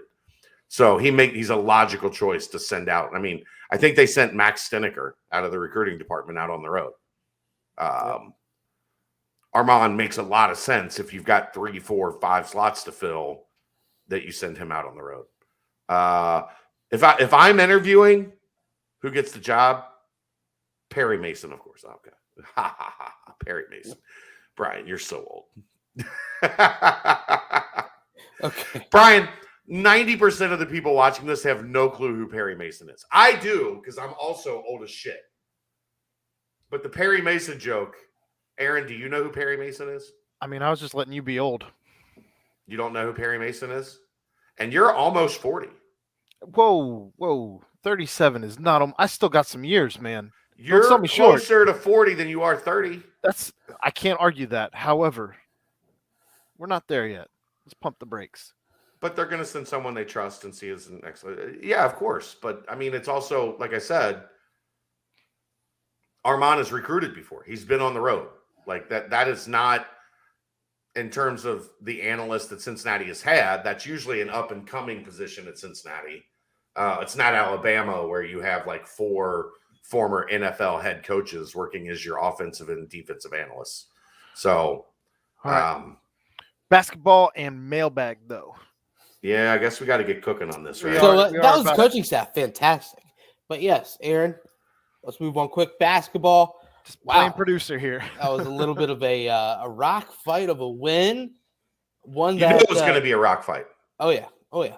Especially when I saw the way that the whistles were going early in the game, I knew it was going to be one of those that. They let those teams just beat the hell out of each other. They were going at each other, but it's a 61-57 win, and of course, these are always the games that the coaches come in to the press conference afterwards, and they're like, "I love this win. This is the type of win I love," and it's I mean it is. You fought out a tough win against a very desperate Wichita State team. I mean, this is a team that brought back pretty much their solid core of an NCAA tournament team last season, and they have just stumbled completely out of the gate in the AAC, and they needed a win. And at home, they had Cincinnati on the ropes numerous times. The entire game felt like the Bearcats were down by 20. I don't know if it felt like that to you guys, but I was just sitting there constantly looking at the scoreboard being like, how are we only down 6? I said last night, I have no idea. I watched the game and still have no idea how we won. It was insane.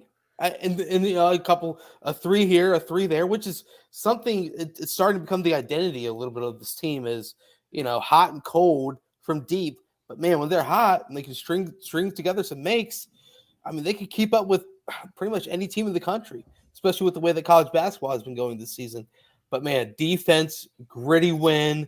David DeJulius towards the end of that game, all throughout the final stretches, had me hyped on my couch, just the way that he was getting so locked into the game, both offensively and defensively. And then, of course, the Slim Preacher. In him we trust. Guys, just takeaways from this. Obviously, Chad, you had your bites, but, I mean, this was a win. Sure, the record of Wichita State won't resemble how good they are, but they had Arizona beat.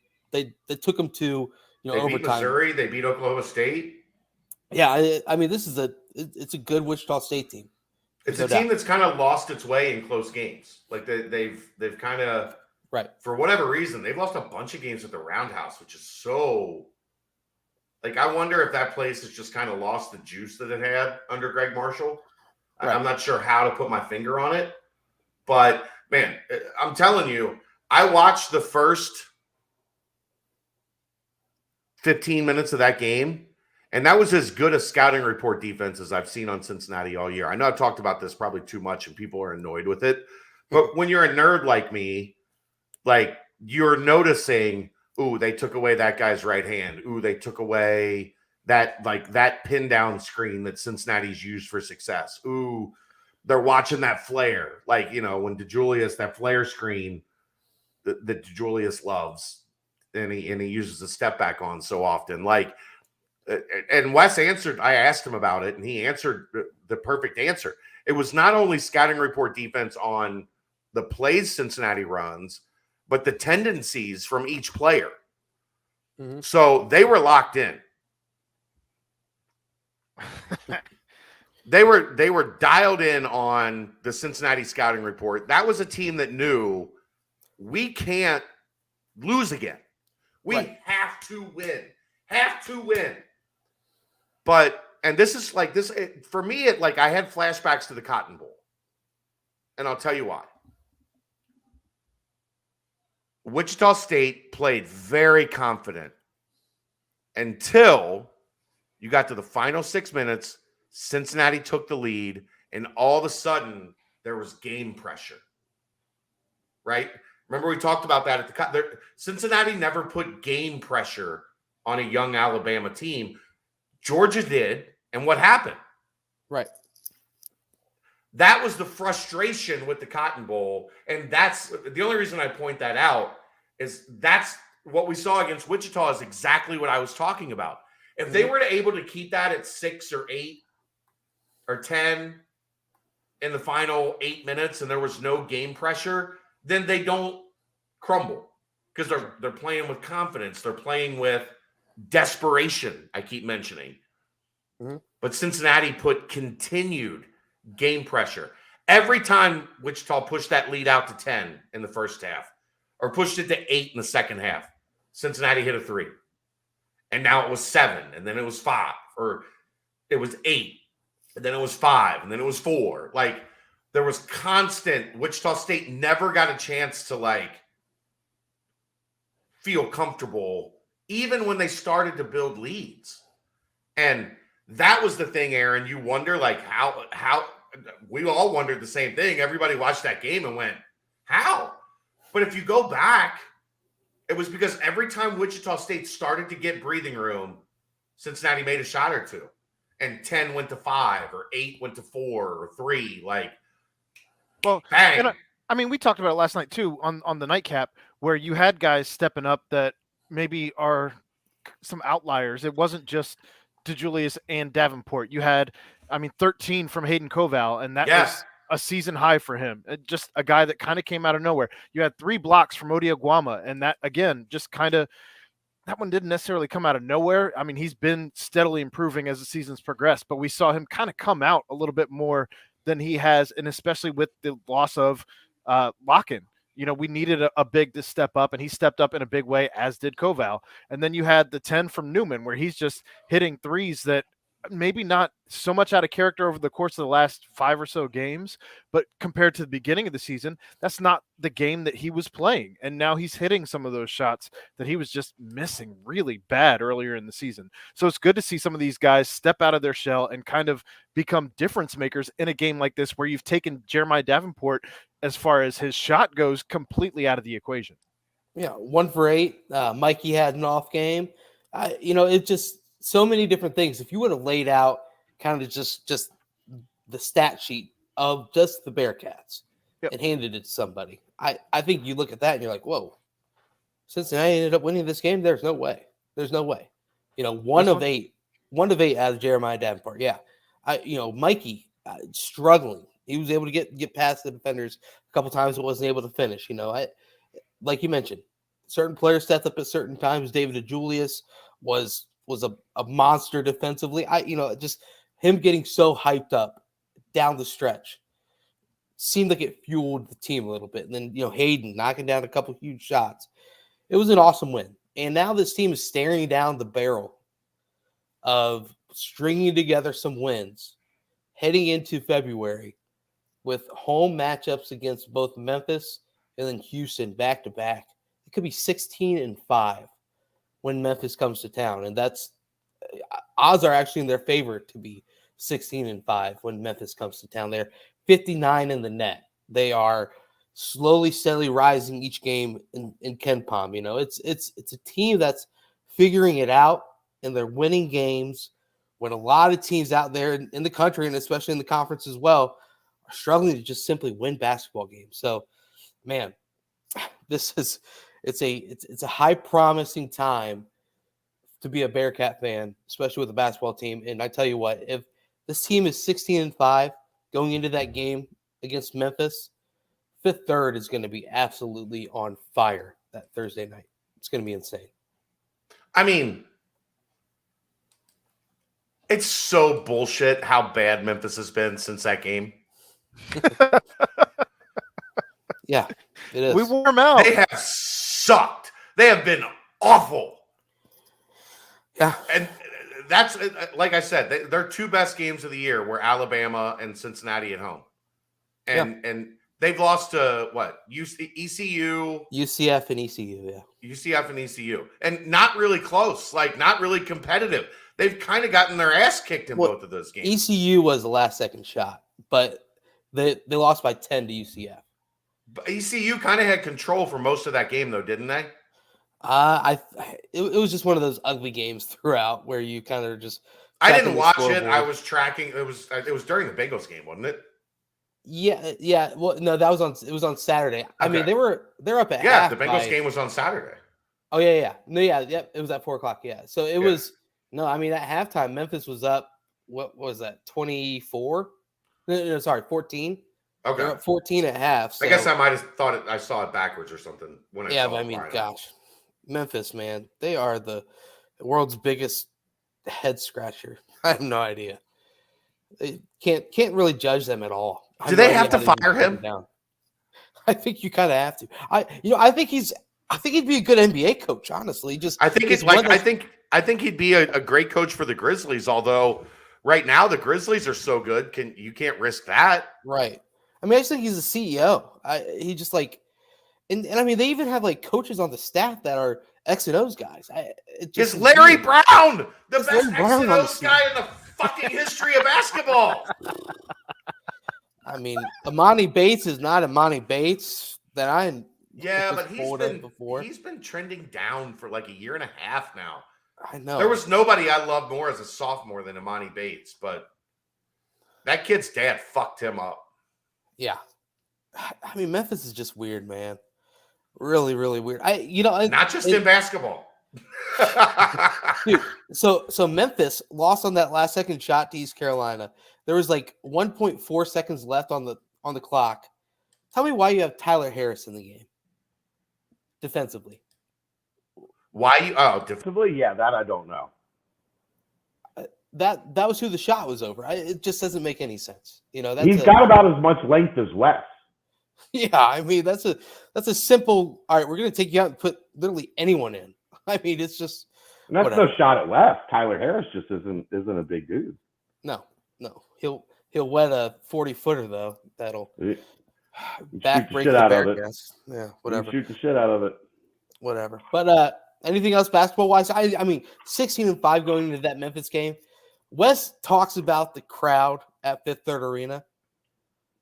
That Thursday against Memphis, and then that following Sunday, if they were able to beat Memphis, or either way, probably against Houston, man, he won't know how to handle himself in those post-game press conferences after those crowds. Be fun to see. I'm looking forward to being a fan at those games in particular. So big time. So we got the mailbag. A lot happened in basketball recruiting as well.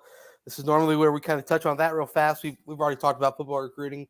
So Chad, the weekend, it seemed like, obviously a lot has happened. Isaiah Collier is the name, the hot name everyone's talking about.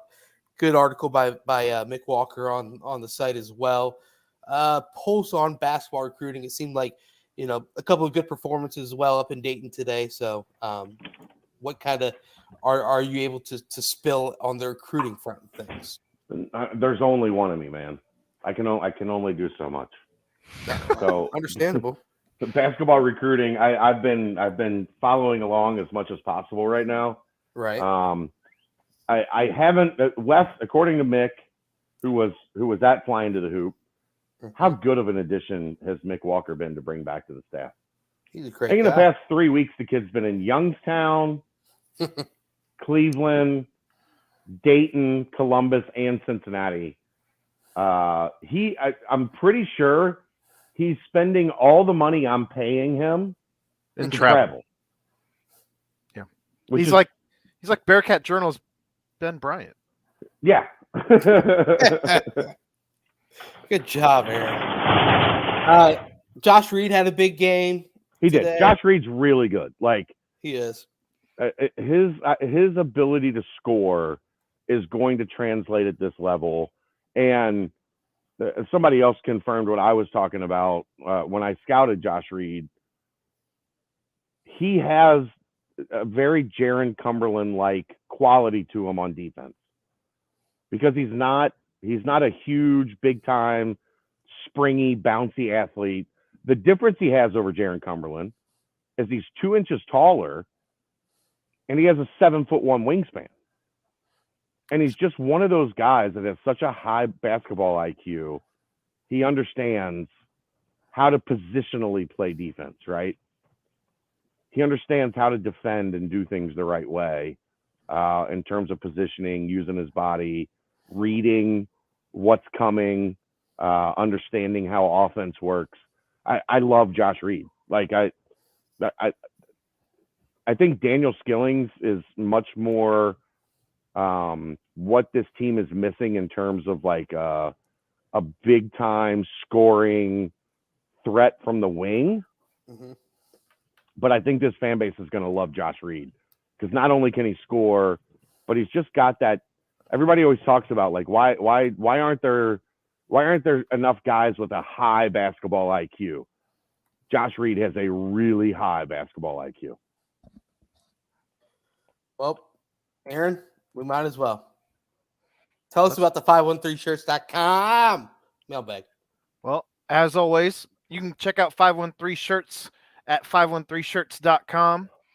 Free shipping on all orders over $45. Enter code BCJ for 10% off and 15% off, if I'm not mistaken, on the Malik Van collection.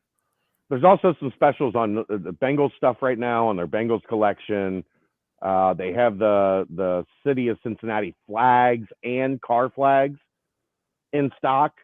Go check out our friends at 513 Shirts, definitely, because they have a lot of good stuff going on locally right now as well. And if you don't remember what the car flags look like, they do look like this. That's the car flag. This is what it looks like as an actual big flag, but it does also look like that as the car flag. And I think they only had 100 of those in stock.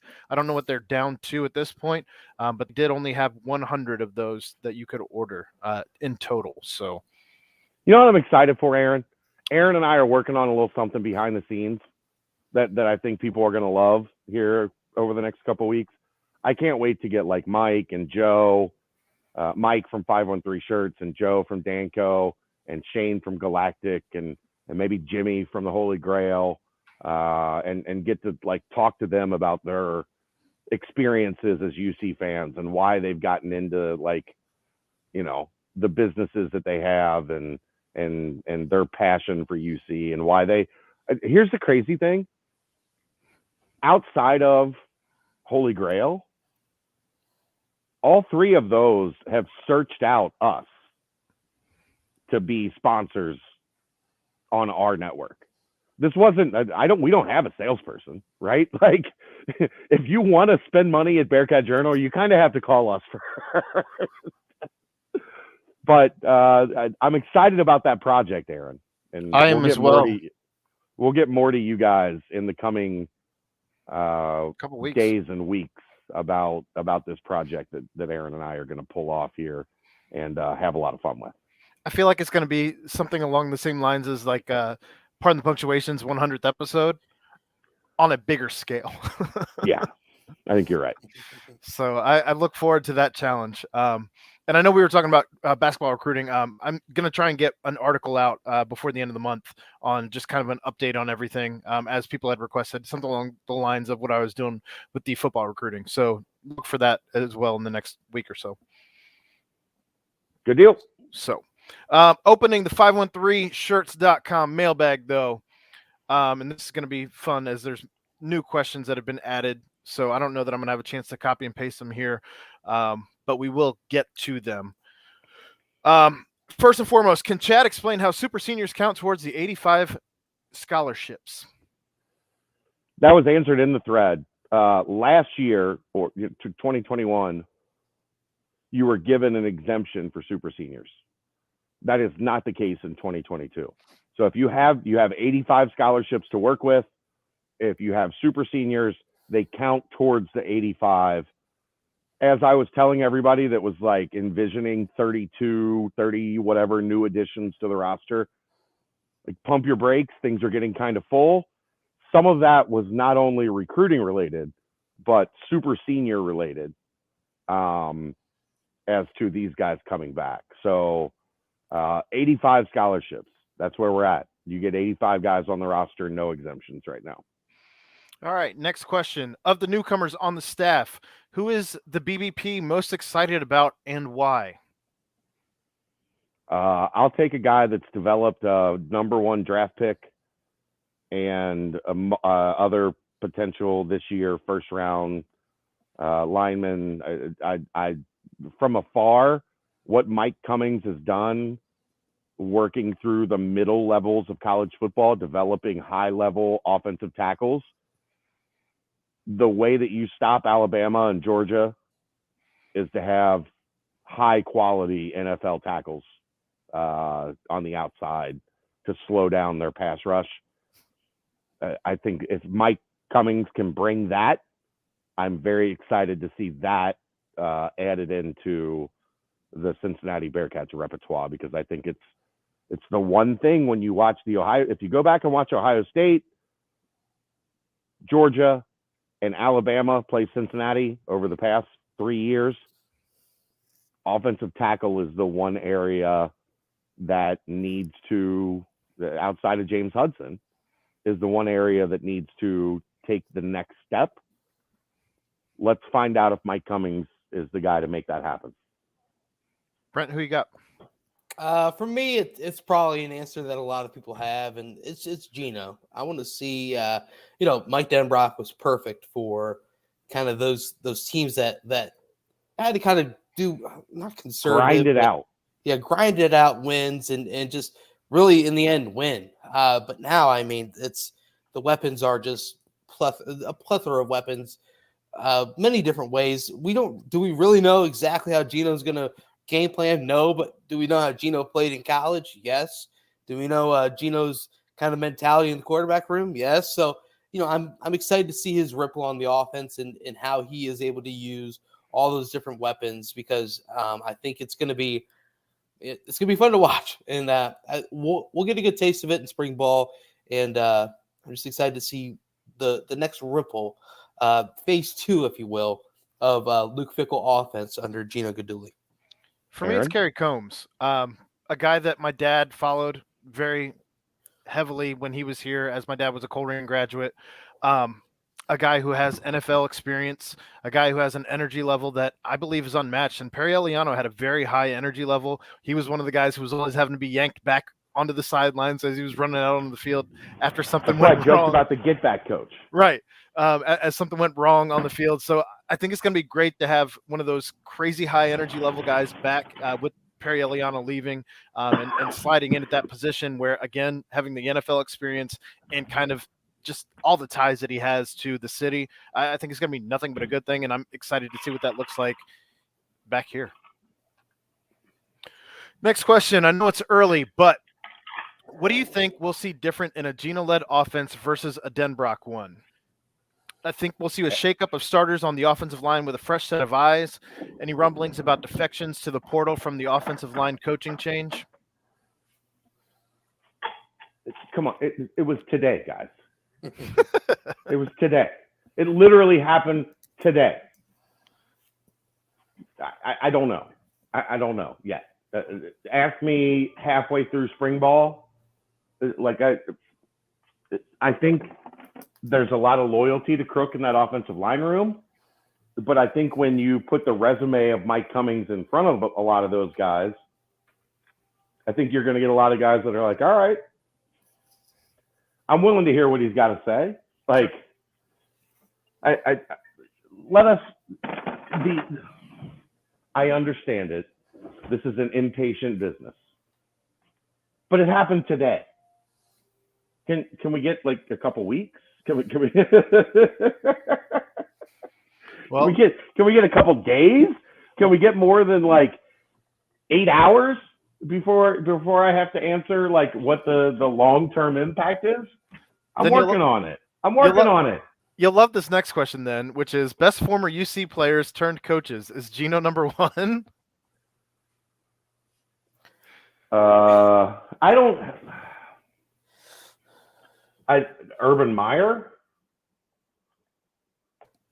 Urban But I Meyer think- played football. I At think they're Cincinnati, saying, right? but like the best football players that became a coach. Urban Meyer, Meyer.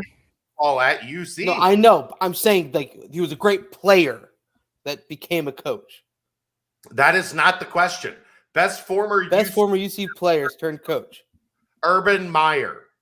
Okay, I'm reading it as the best former player, like who was a great player. Urban Meyer was not a great player. He was a player. I He understand, but I played think football at UC. okay. How is Gino number one then? Is what I think what Brent's saying is he's interpreting the question as who is the player that was best as a player that then went on to become a coach. right? Because why would Gino be number one? I guess because he's elevated to offensive coordinator now. Maybe I don't know. I mean, Gino's just a really, really good player who now is in the Is a coaching tree. coach. Yeah. I was gonna say Mike Mickens is another name. Sure. and- First team All American. Yeah. Bins. Walt Stewart, if he didn't get hurt. It's just that was the way I was interpreting it because obviously the answer is Urban Meyer. If you're just saying ex players who are now coaches. So depending on how you read it, there are your two answers. I was just answering the question as I read it, which is the Right. best former UC player turned coach, Urban Meyer. Because Gino would probably be the And- best former player turned. No, Gino or Mickens. I think Urban Meyer gives at least he checks your oil for free. You don't even Moving have on. to use the $61 discount. Thoughts on Hitchler's new You role might as actually coach? get paid for it, like a free meal or something. Thoughts on Hitchler's new role as co-defensive coordinator and the new coaches in general? I mean, We've hit on most of that. I Right. love it. Look, I know Luke Fickell is really, really high on the potential of Colin Hitchler. If you look at the success Cincinnati has had at safety over the 2 years that Colin Hitchler has been here, I don't know how you could not be really high on Colin Hitchler. I put this on the board. Colin Hitchler has a history in the NFL, a background in the NFL, but he's not old enough to where it's like he's got some like long legacy in the NFL. After practice, almost every time the NFL guys would go seek out Colin Hitchler. Like there's a respect level for that guy that's very high in coaching circles, and to see him pushing his way up the ranks, like making him co-DC, you kind of get the feel like that's the next guy in line. If there's ever a need for a defensive coordinator at Cincinnati, that they don't have to go out of house, that they feel like they have the next guy in Colin Hitchler already in-house. They really respect and appreciate his acumen as a coach. And maybe you say, look, okay, he coached Derek Forrest and James Wiggins. Like, he didn't have to do a whole lot there. Well, Brian Cook is a fucking feather in Colin Hitchler's cap because that dude went from one scholarship offer, transferring to Cincinnati, and me getting yelled at. Who the hell is this kid from Mount Healthy? Why are they wasting a scholarship on Brian Cook? Now we know So why. Brian Cook's gonna like hear his name in April. So they're very high on Colin Hitchler. I'm very high on everything I know about Colin Hitchler. Seeing him promoted to co-defensive coordinator, I think, is a clear indication of how much Luke Fickell respects Colin Hitchler as well. Yeah, and the staff's names are always mentioned in these recruiting articles. You saw Perry's name a lot. You also saw Hitchler's name a lot. So Yeah. it's a guy that's a budding guy. And I do want to say Marquise Copeland had an interception in the game tonight. How Beat about me that? to it. You beat me to it. I was going to interrupt this mailbag to let people know Marquise Copeland did have an interception as the Rams are up 21-0 in the rare Monday night playoff game. He's got his work cut out for him next season. No clear successor at open safety position. Go back and listen to what Brady Collins had to say tonight. He was awful effusive in his praise of Byron Threats. So sometimes all you have to do is listen closely and you get a good hint. He was also Isaiah Cox was the name that was mentioned. If you listen, Sincere Lewis was a name that was mentioned amongst the young guys. So if you listen closely, you can get a pretty good idea. And I have no question Hitchler's going to be able to make a name there. All right. Now that we know who's declaring, who's returning, etc., what is the over-under on Bearcats that are actually drafted in the 2022 NFL draft? This is difficult because if I set it at 7.5, are you taking the over or the under? Under. So if I set it at 6.5, are you taking the over or the under? Man, it's still hard. Under. There's probably two surefire guys, maybe three. If I was setting the over under, it would be at 4.5. Maybe 4.5. Yeah, I'd say 4.5. And I take might the over. still take the. I might as of now. Right. I might take the under. Does Deshaun Pace have a big enough season where he declares early? Right. Does do any of those guys have just does no. Thomas have 110 tackles and 3 sacks and all of a sudden he's blowing up? The 2022 draft here. Okay, so they're talking about yes. Okay, that's what I was saying. Whew. I was thinking ahead. No. That's my 9.5. Oh no. Well, 2022 draft is in a couple months. They're gonna have 9 guys drafted. All right, so that's where I went 7.5. You guys look at me like I got rocks in my head. Well, I thought they were talking about next year. I'm thinking ahead. All right. 2022 draft. I think there's 9 guys drafted. 7.5. I'll take the over. Okay. Yeah. At worst case, I think there's 8. Right. Because Wiley's out of the picture now. Yeah. Lenny's out of the picture. Yeah. But Lenny didn't have a great because this was such a big tight end draft. Right. Dez, Kobe, Sauce, Maje, Beavers, right. Cook. Who am I missing? Pierce, Ford. That's 8. There's going to be 8. And that's if no defensive linemen go. Brooks is a possibility. Right. There are a couple other, there's going to be 8. So if you're taking 7.5, I got over. All right. Sorry, I misread the question. That's my bad. That's what I'm here for. That's my fucking bad. I'm sorry. Chad, can we get a rundown of the early enrollees? We did that at length today. Better than anybody else will ever do that. We did that. What areas are the new additions expected to key on, and any possible followers with the new additions? Well, I think Mike Cummings will key on offensive line. I think Kerry Combs will key on defensive backs. If I had to guess, Gino Guidugli will continue to recruit quarterbacks. Walt Stewart, maybe defensive linebackers. I could see that snipers, with Walt. Snipers, maybe some rush ends. Some guys like Walt. Any possible followers with the new additions? Again, today. It happened today. Those guys aren't even in the office yet. Can I get a couple days to regroup? Please? Hold that question off for a week or two. Just go watch God, highlights come of on, Gino guys. Guidugli and Walt Stewart for a little bit. Chad, when can we expect your 2 deep article?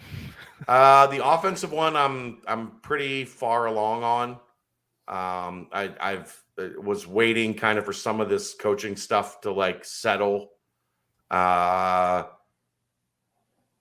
Wednesday, Thursday, I'll have the offensive one, and then the defensive one probably late this week or more likely early next week. All right. Moving on to the basketball side. Given the recent developments since the first half of the Tulane game, how do you reset the over-under win total from 17 to 19 to something higher? What is the absolute realistic best-case scenario for the win total? I mean, best case scenario is, win out, win the Win next out. 12 games, could get 20, 24 wins. Is that I still think 19, 20. Like, this team is going to lose a game where you're like, the hell was that? Like Tulane? Yeah, like that. I don't think they're past. I think they have had a great 4.5 game stretch since then. But I don't think they're past going 2 for 18 from 3 and not being able to, play with the intensity on the road or at home or whatever that you need, and not having a great game. Well, last night you were worried about ECU. At ECU. Yeah, I think ECU, like, they've been playing really well. Every year you're worried at ECU. Doesn't matter the sport. Right. The crazy thing is they've only lost 2 games ever at ECU in basketball. Yeah, So but every other one has just been they're all just a 57, 55 knuckle bleeder. wins. Yeah. So I still think 19 to 20. I would say right now I would go from 17 to 19 to 19 to 21. All right. And I still adjust the right to reset back to 17 to 19, given on the how they're playing. Right now, they're playing really well. I think they're starting to come together. They're starting to figure out roles. They're starting to gel.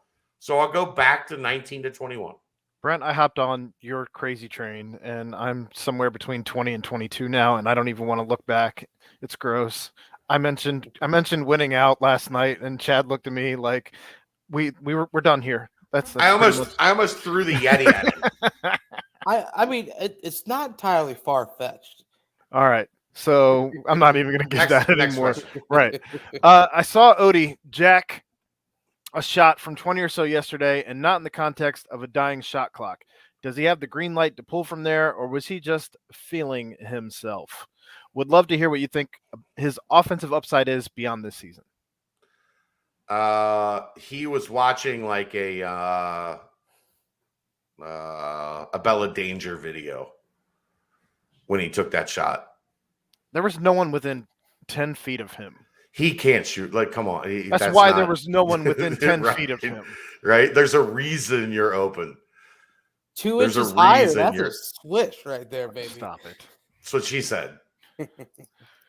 So- His offensive ceiling, like, Yes. he is the little Kyle Washington. Like, all of a sudden, you're starting to see a little Kyle around the rim flash in Odie from time to time. I think he's the one guy. Him and Vic are the 2 guys that, like, look, Koval and Ado. They're not guys you're just going to throw the ball on the block and think you're going to get a basket. I'm starting to feel better as the season progresses with Odie and Vic. Vic, as long as he doesn't, dribble and allow a guard to just take it from him. Those 2 guys have some back to the basket game. So I don't hate throwing the ball to Odie on the block and letting him kind of go to work with his skill set around the rim. If he shoots another 20-footer again, Curtains. we're going to have a talk. I'm going to have a talk with him at practice. Could you imagine if he would have splashed that, though? The fan base No. would have been just like, No one could. Because the fan base then all of a sudden would be like, oh, Odie can shoot. Right, No. exactly. Get out of here. All right. Mick mentioned Collier's recruitment is starting to wind down. Does it look like a spring decision for him? Mick's not on this podcast, so I can't answer for Mick on that. Mick's the one that talked to Collier Friday or Saturday, whenever Saturday. I don't know. I would guess at earliest late spring, because taking official visits in season is just difficult. It's difficult for the kid because they have a for the bunch of team. games, and it's bad for the team because as I said on the board, you're asking a kid, like somebody mentioned, coming in like the weekend of the Houston home game. What is the staff's number one focus that weekend? Houston. Right. Like beating the juggernaut, the top 10 team in your conference. One, you don't want the staff having to spend 60% of their time entertaining their top recruit. And two, if they do the right thing and they're focused on Houston, you don't want the recruit feeling like, I went to Cincinnati for my official visit, but I didn't really even get to spend that much time with Wes. Or, the only way it works is if you bring him here and you beat Houston, and all of a sudden the kid is like, let's go. But like, that's what happened. Like, it just doesn't make any sense. I don't like it. I know there are staffs that do it. I just know from talking to kids and like getting the feel around like what the general consensus is from kids after they come in on a weekend like that. Like, it's not great. Like, there's a reason they like the primary recruiting weekends are like football weekends, right? Sure. Where the staff can do nothing but love up the kid and just, we're going to dinner. I'm hanging out. Like, you're going to hang out with the team, and your family's going to hang out with the staff. And, we're going to Ruth's Chris Steakhouse or Jeff Ruby's or, whatever the case may be. You don't get to do that when you have a game, especially a game the magnitude of like Houston, centered around that. Yep. So that means that he's taken one visit, I think, already. That means his other visits will come in the course of after his high school season ends, and probably after most of the teams that are recruiting him season end. So then you're looking April, May, and then does the kid want to, play out his spring AAU? So maybe a spring decision, but I don't think there's any indication that like that's guaranteed. All right. Given that there's a lot of basketball left to play, who do you think has a better shot at AAC Coach of the Year? Wes Miller, Frank Haith, or Fran Dunphy? Dunphy. I'm aware that Dunphy has retired, but still think it's a valid question. No, Fran Dunphy. If they can give AAC Coach of the Year to Fran Dunphy, they will. Yeah. I mean, there seems to be one water bottle present at the Temple game, and I think Fran Dunphy will win. Yeah, I'm going Fran Dunphy without question. But for real, Wes Miller is on a hot streak to win Coach of the Year. I mean, if you're looking at Ken Pom, the Cincinnati's right now the number 2 team in the American. If Wes Miller can pull that off, yeah, I think it's probably Wes. Although, Kelvin Sampson, if he wins the AAC with 2 of his top 4 guys out, you're going to get a lot of Kelvin Sampson did an incredible job with this Houston group, which will be correct. Without falling off at all. Right, which will be correct. Like, yeah. All right. Where does UC stack up in the AAC grouping after Houston? Ken Pom has him number 2. I believe the net has him number 2. All right. So like what? SMU, they beat SMU. Right, like UCF is UCF, I guess, is like let's see how UC and UCF stack up when they play. Well, and if they can beat Memphis at home, I think you got the split there, and I think at that point you go by schedule, right? Well, Memphis is losing to fucking everybody that's not named Cincinnati. But if they beat us twice, I don't know but that you can. It doesn't matter if they finish 8th. Oh. You get what I'm saying? Like, yeah, I get your point that they would have the tiebreaker, but if Cincinnati finishes third and Memphis finishes seventh, that the tiebreaker doesn't mean much. In all fairness, you got us losing some other games too here, so it's a lot of wait and see. So, but Memphis has lost those games. Like, the inconsistency has already happened there. Look, when I was the January 1st, the disaster of a Tulane game, I did the pregame show with Terry Nelson. Terry Nelson said he thinks the Bearcats are the second best team in this league. At the end of that game, I thought Terry Nelson was a fucking lunatic. And I love Terry, but I'm like, that's a bad look. Yeah, like you got them second. They just lost at home to Tulane. Now, I don't think it's far-fetched to think Cincinnati's the second best team in this league. Okay. Let's see what happens at Temple and at ECU. Okay.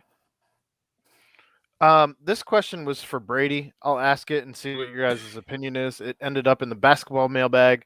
There was an apology for that. But in the old days, the offense was not able to, quote, help a running back by pushing, not legally anyway. Now the push from behind is designed into a lot of plays. Who from the 2021 team would you see best as the pusher? Same question for the coming year. Are there any players you would not want to see pushing because they would hurt someone, one of our guys? And then do you anticipate more design pushes in UC's future? I don't remember all that many this year. Push. I mean, what? This past year, if Metz was out, then Metz. And then if Vinny was out, then Vinny. Sure. Next year, Watley, Jabari, Malik. I mean, I think like Doggett, Gillison, those are two guys that could get behind a running back and push his ass into the end zone. They were. Rob Jackson. That's a big. Rob Jackson would just pick him up and carry him into the end zone.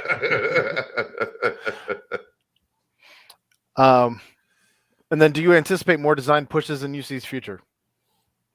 Who knows? We don't know what Gino designs at this point. Cam Jones would be a good pusher. Yeah.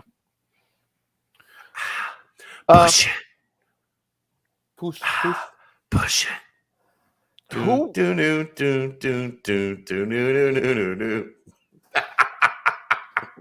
Ow. Who will play the most important role? Baby. Who's going to play the most important role for the rest of the season out of these three post players? Aduado, Koval, and Locken. Good God. Game to game. Like, that's what we've learned, right? There are games that's going to be one. There are games that's going to be the other. There's game like I don't have an answer for that question because I don't think there's any one of the three that just is a perfect fit for like every game. This guy is going to give us what we need. Like that was on display as perfectly as possible yesterday. They make adjustments, right? So yeah. when one person's being taken away from the equation, we've seen the elevation of other players in this type of situation. And that's even with locking out. So I'm with you. Let's trust the fact that I'm getting a feeling that Wes is a pretty good coach. Like we're starting to learn that Wes is figuring out the buttons to push. Let's not pigeonhole like this guy is going to be the guy or that guy's going to be the guy. Let's let him push the buttons. All right. And the last portion of the 513shirts.com mailbag. Here we go. The Banks portion. And I did want to point out Mo Egger, as part of the Bearcat Journal staff, did write his very first article for Bearcat Journal, which you can find in the Banks board. So be sure to check that out. But first question comes from Skins, of course. Greetings from lovely Mesa, Arizona, trying a different route today. What is your one irrational fear? P.S. Mine is flying off a road and plummeting to my death. My daughter almost killed me Saturday at 7,000 feet. It's unfortunate she failed. Well, that was a dark turn. Walking across a bridge over water. It creeps me out. I know I'm fine. There's a railing. Like, I'm safe. But looking down from a bridge and seeing, like, water 40 or 50 feet below, gives me the heebie-jeebies. What you got, Brent?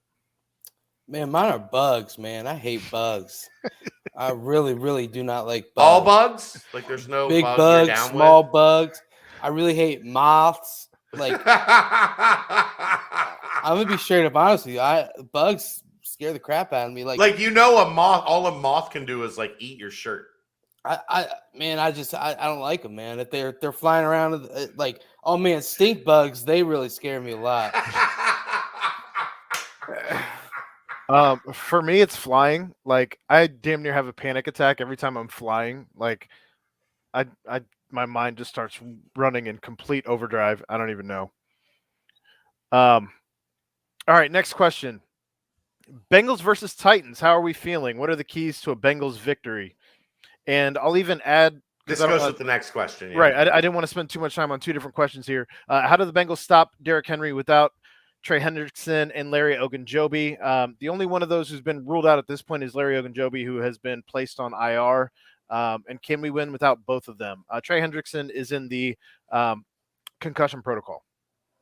Can they win without both of them? Probably not. I don't know. People are talking about Geno Atkins coming back, which if he's not back on this roster yet, I don't know that that's going to happen. No.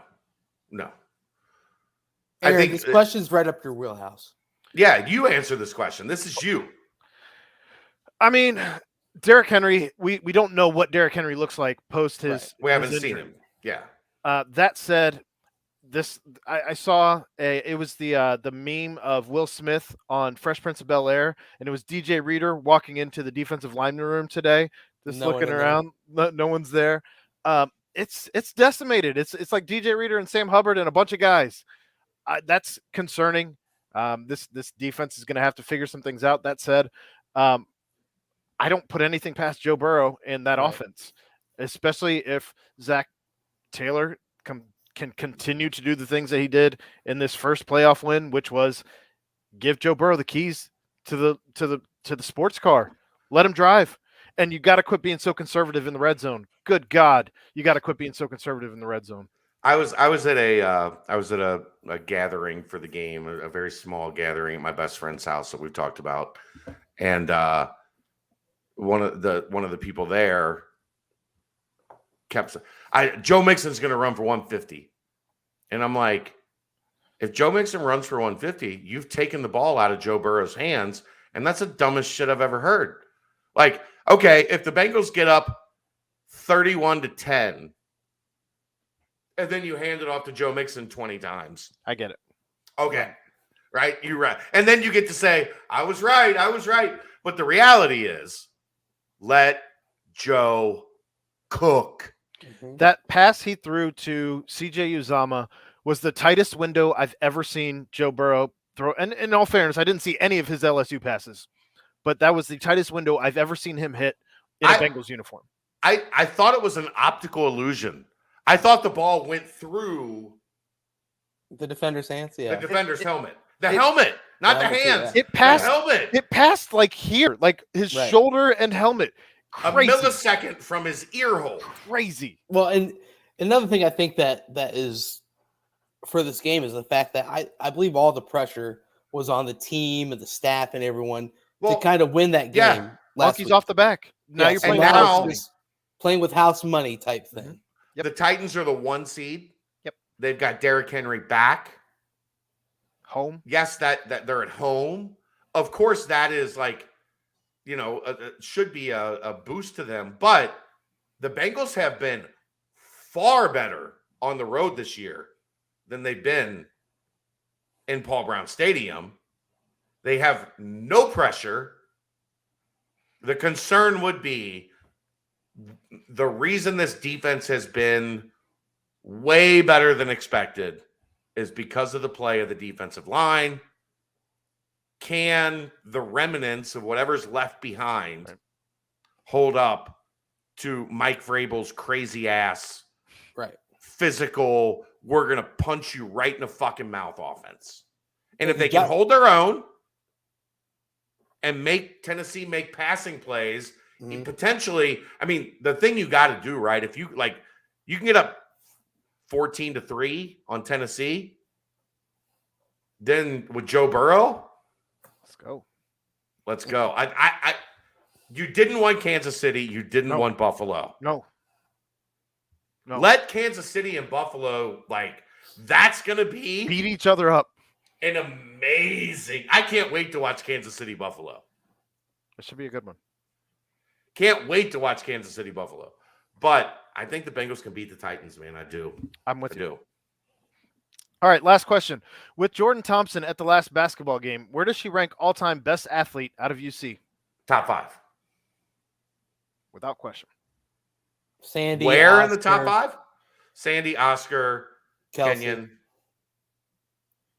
Kelsey's now definitely up there. Which one? Travis. Don't. Yeah.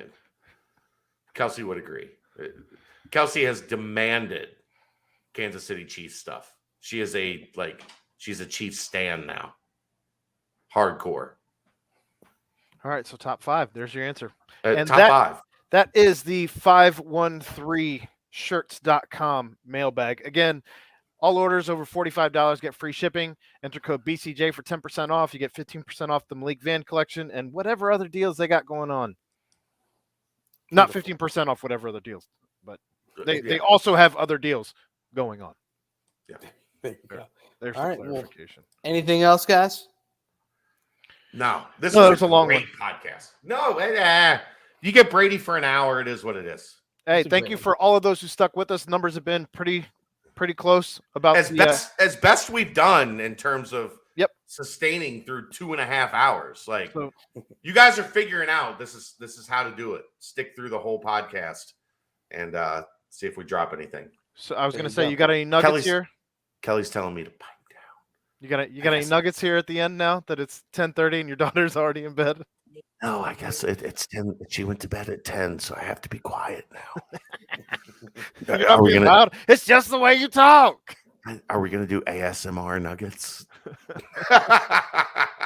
You already talked about your girl Abella, so might as well.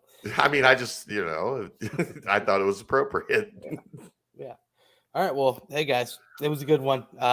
Special thanks to Brady Collins. Special thanks to Danco Transmission, 513shirts.com, and of course, Home field. big time. Check it I out. can't wait for this. I can't wait for this line to drop on Saturday so you guys can see how awesome it is. I'm surprised time. Ed hasn't already hit me up knowing that I have seen all of the images. It is big time.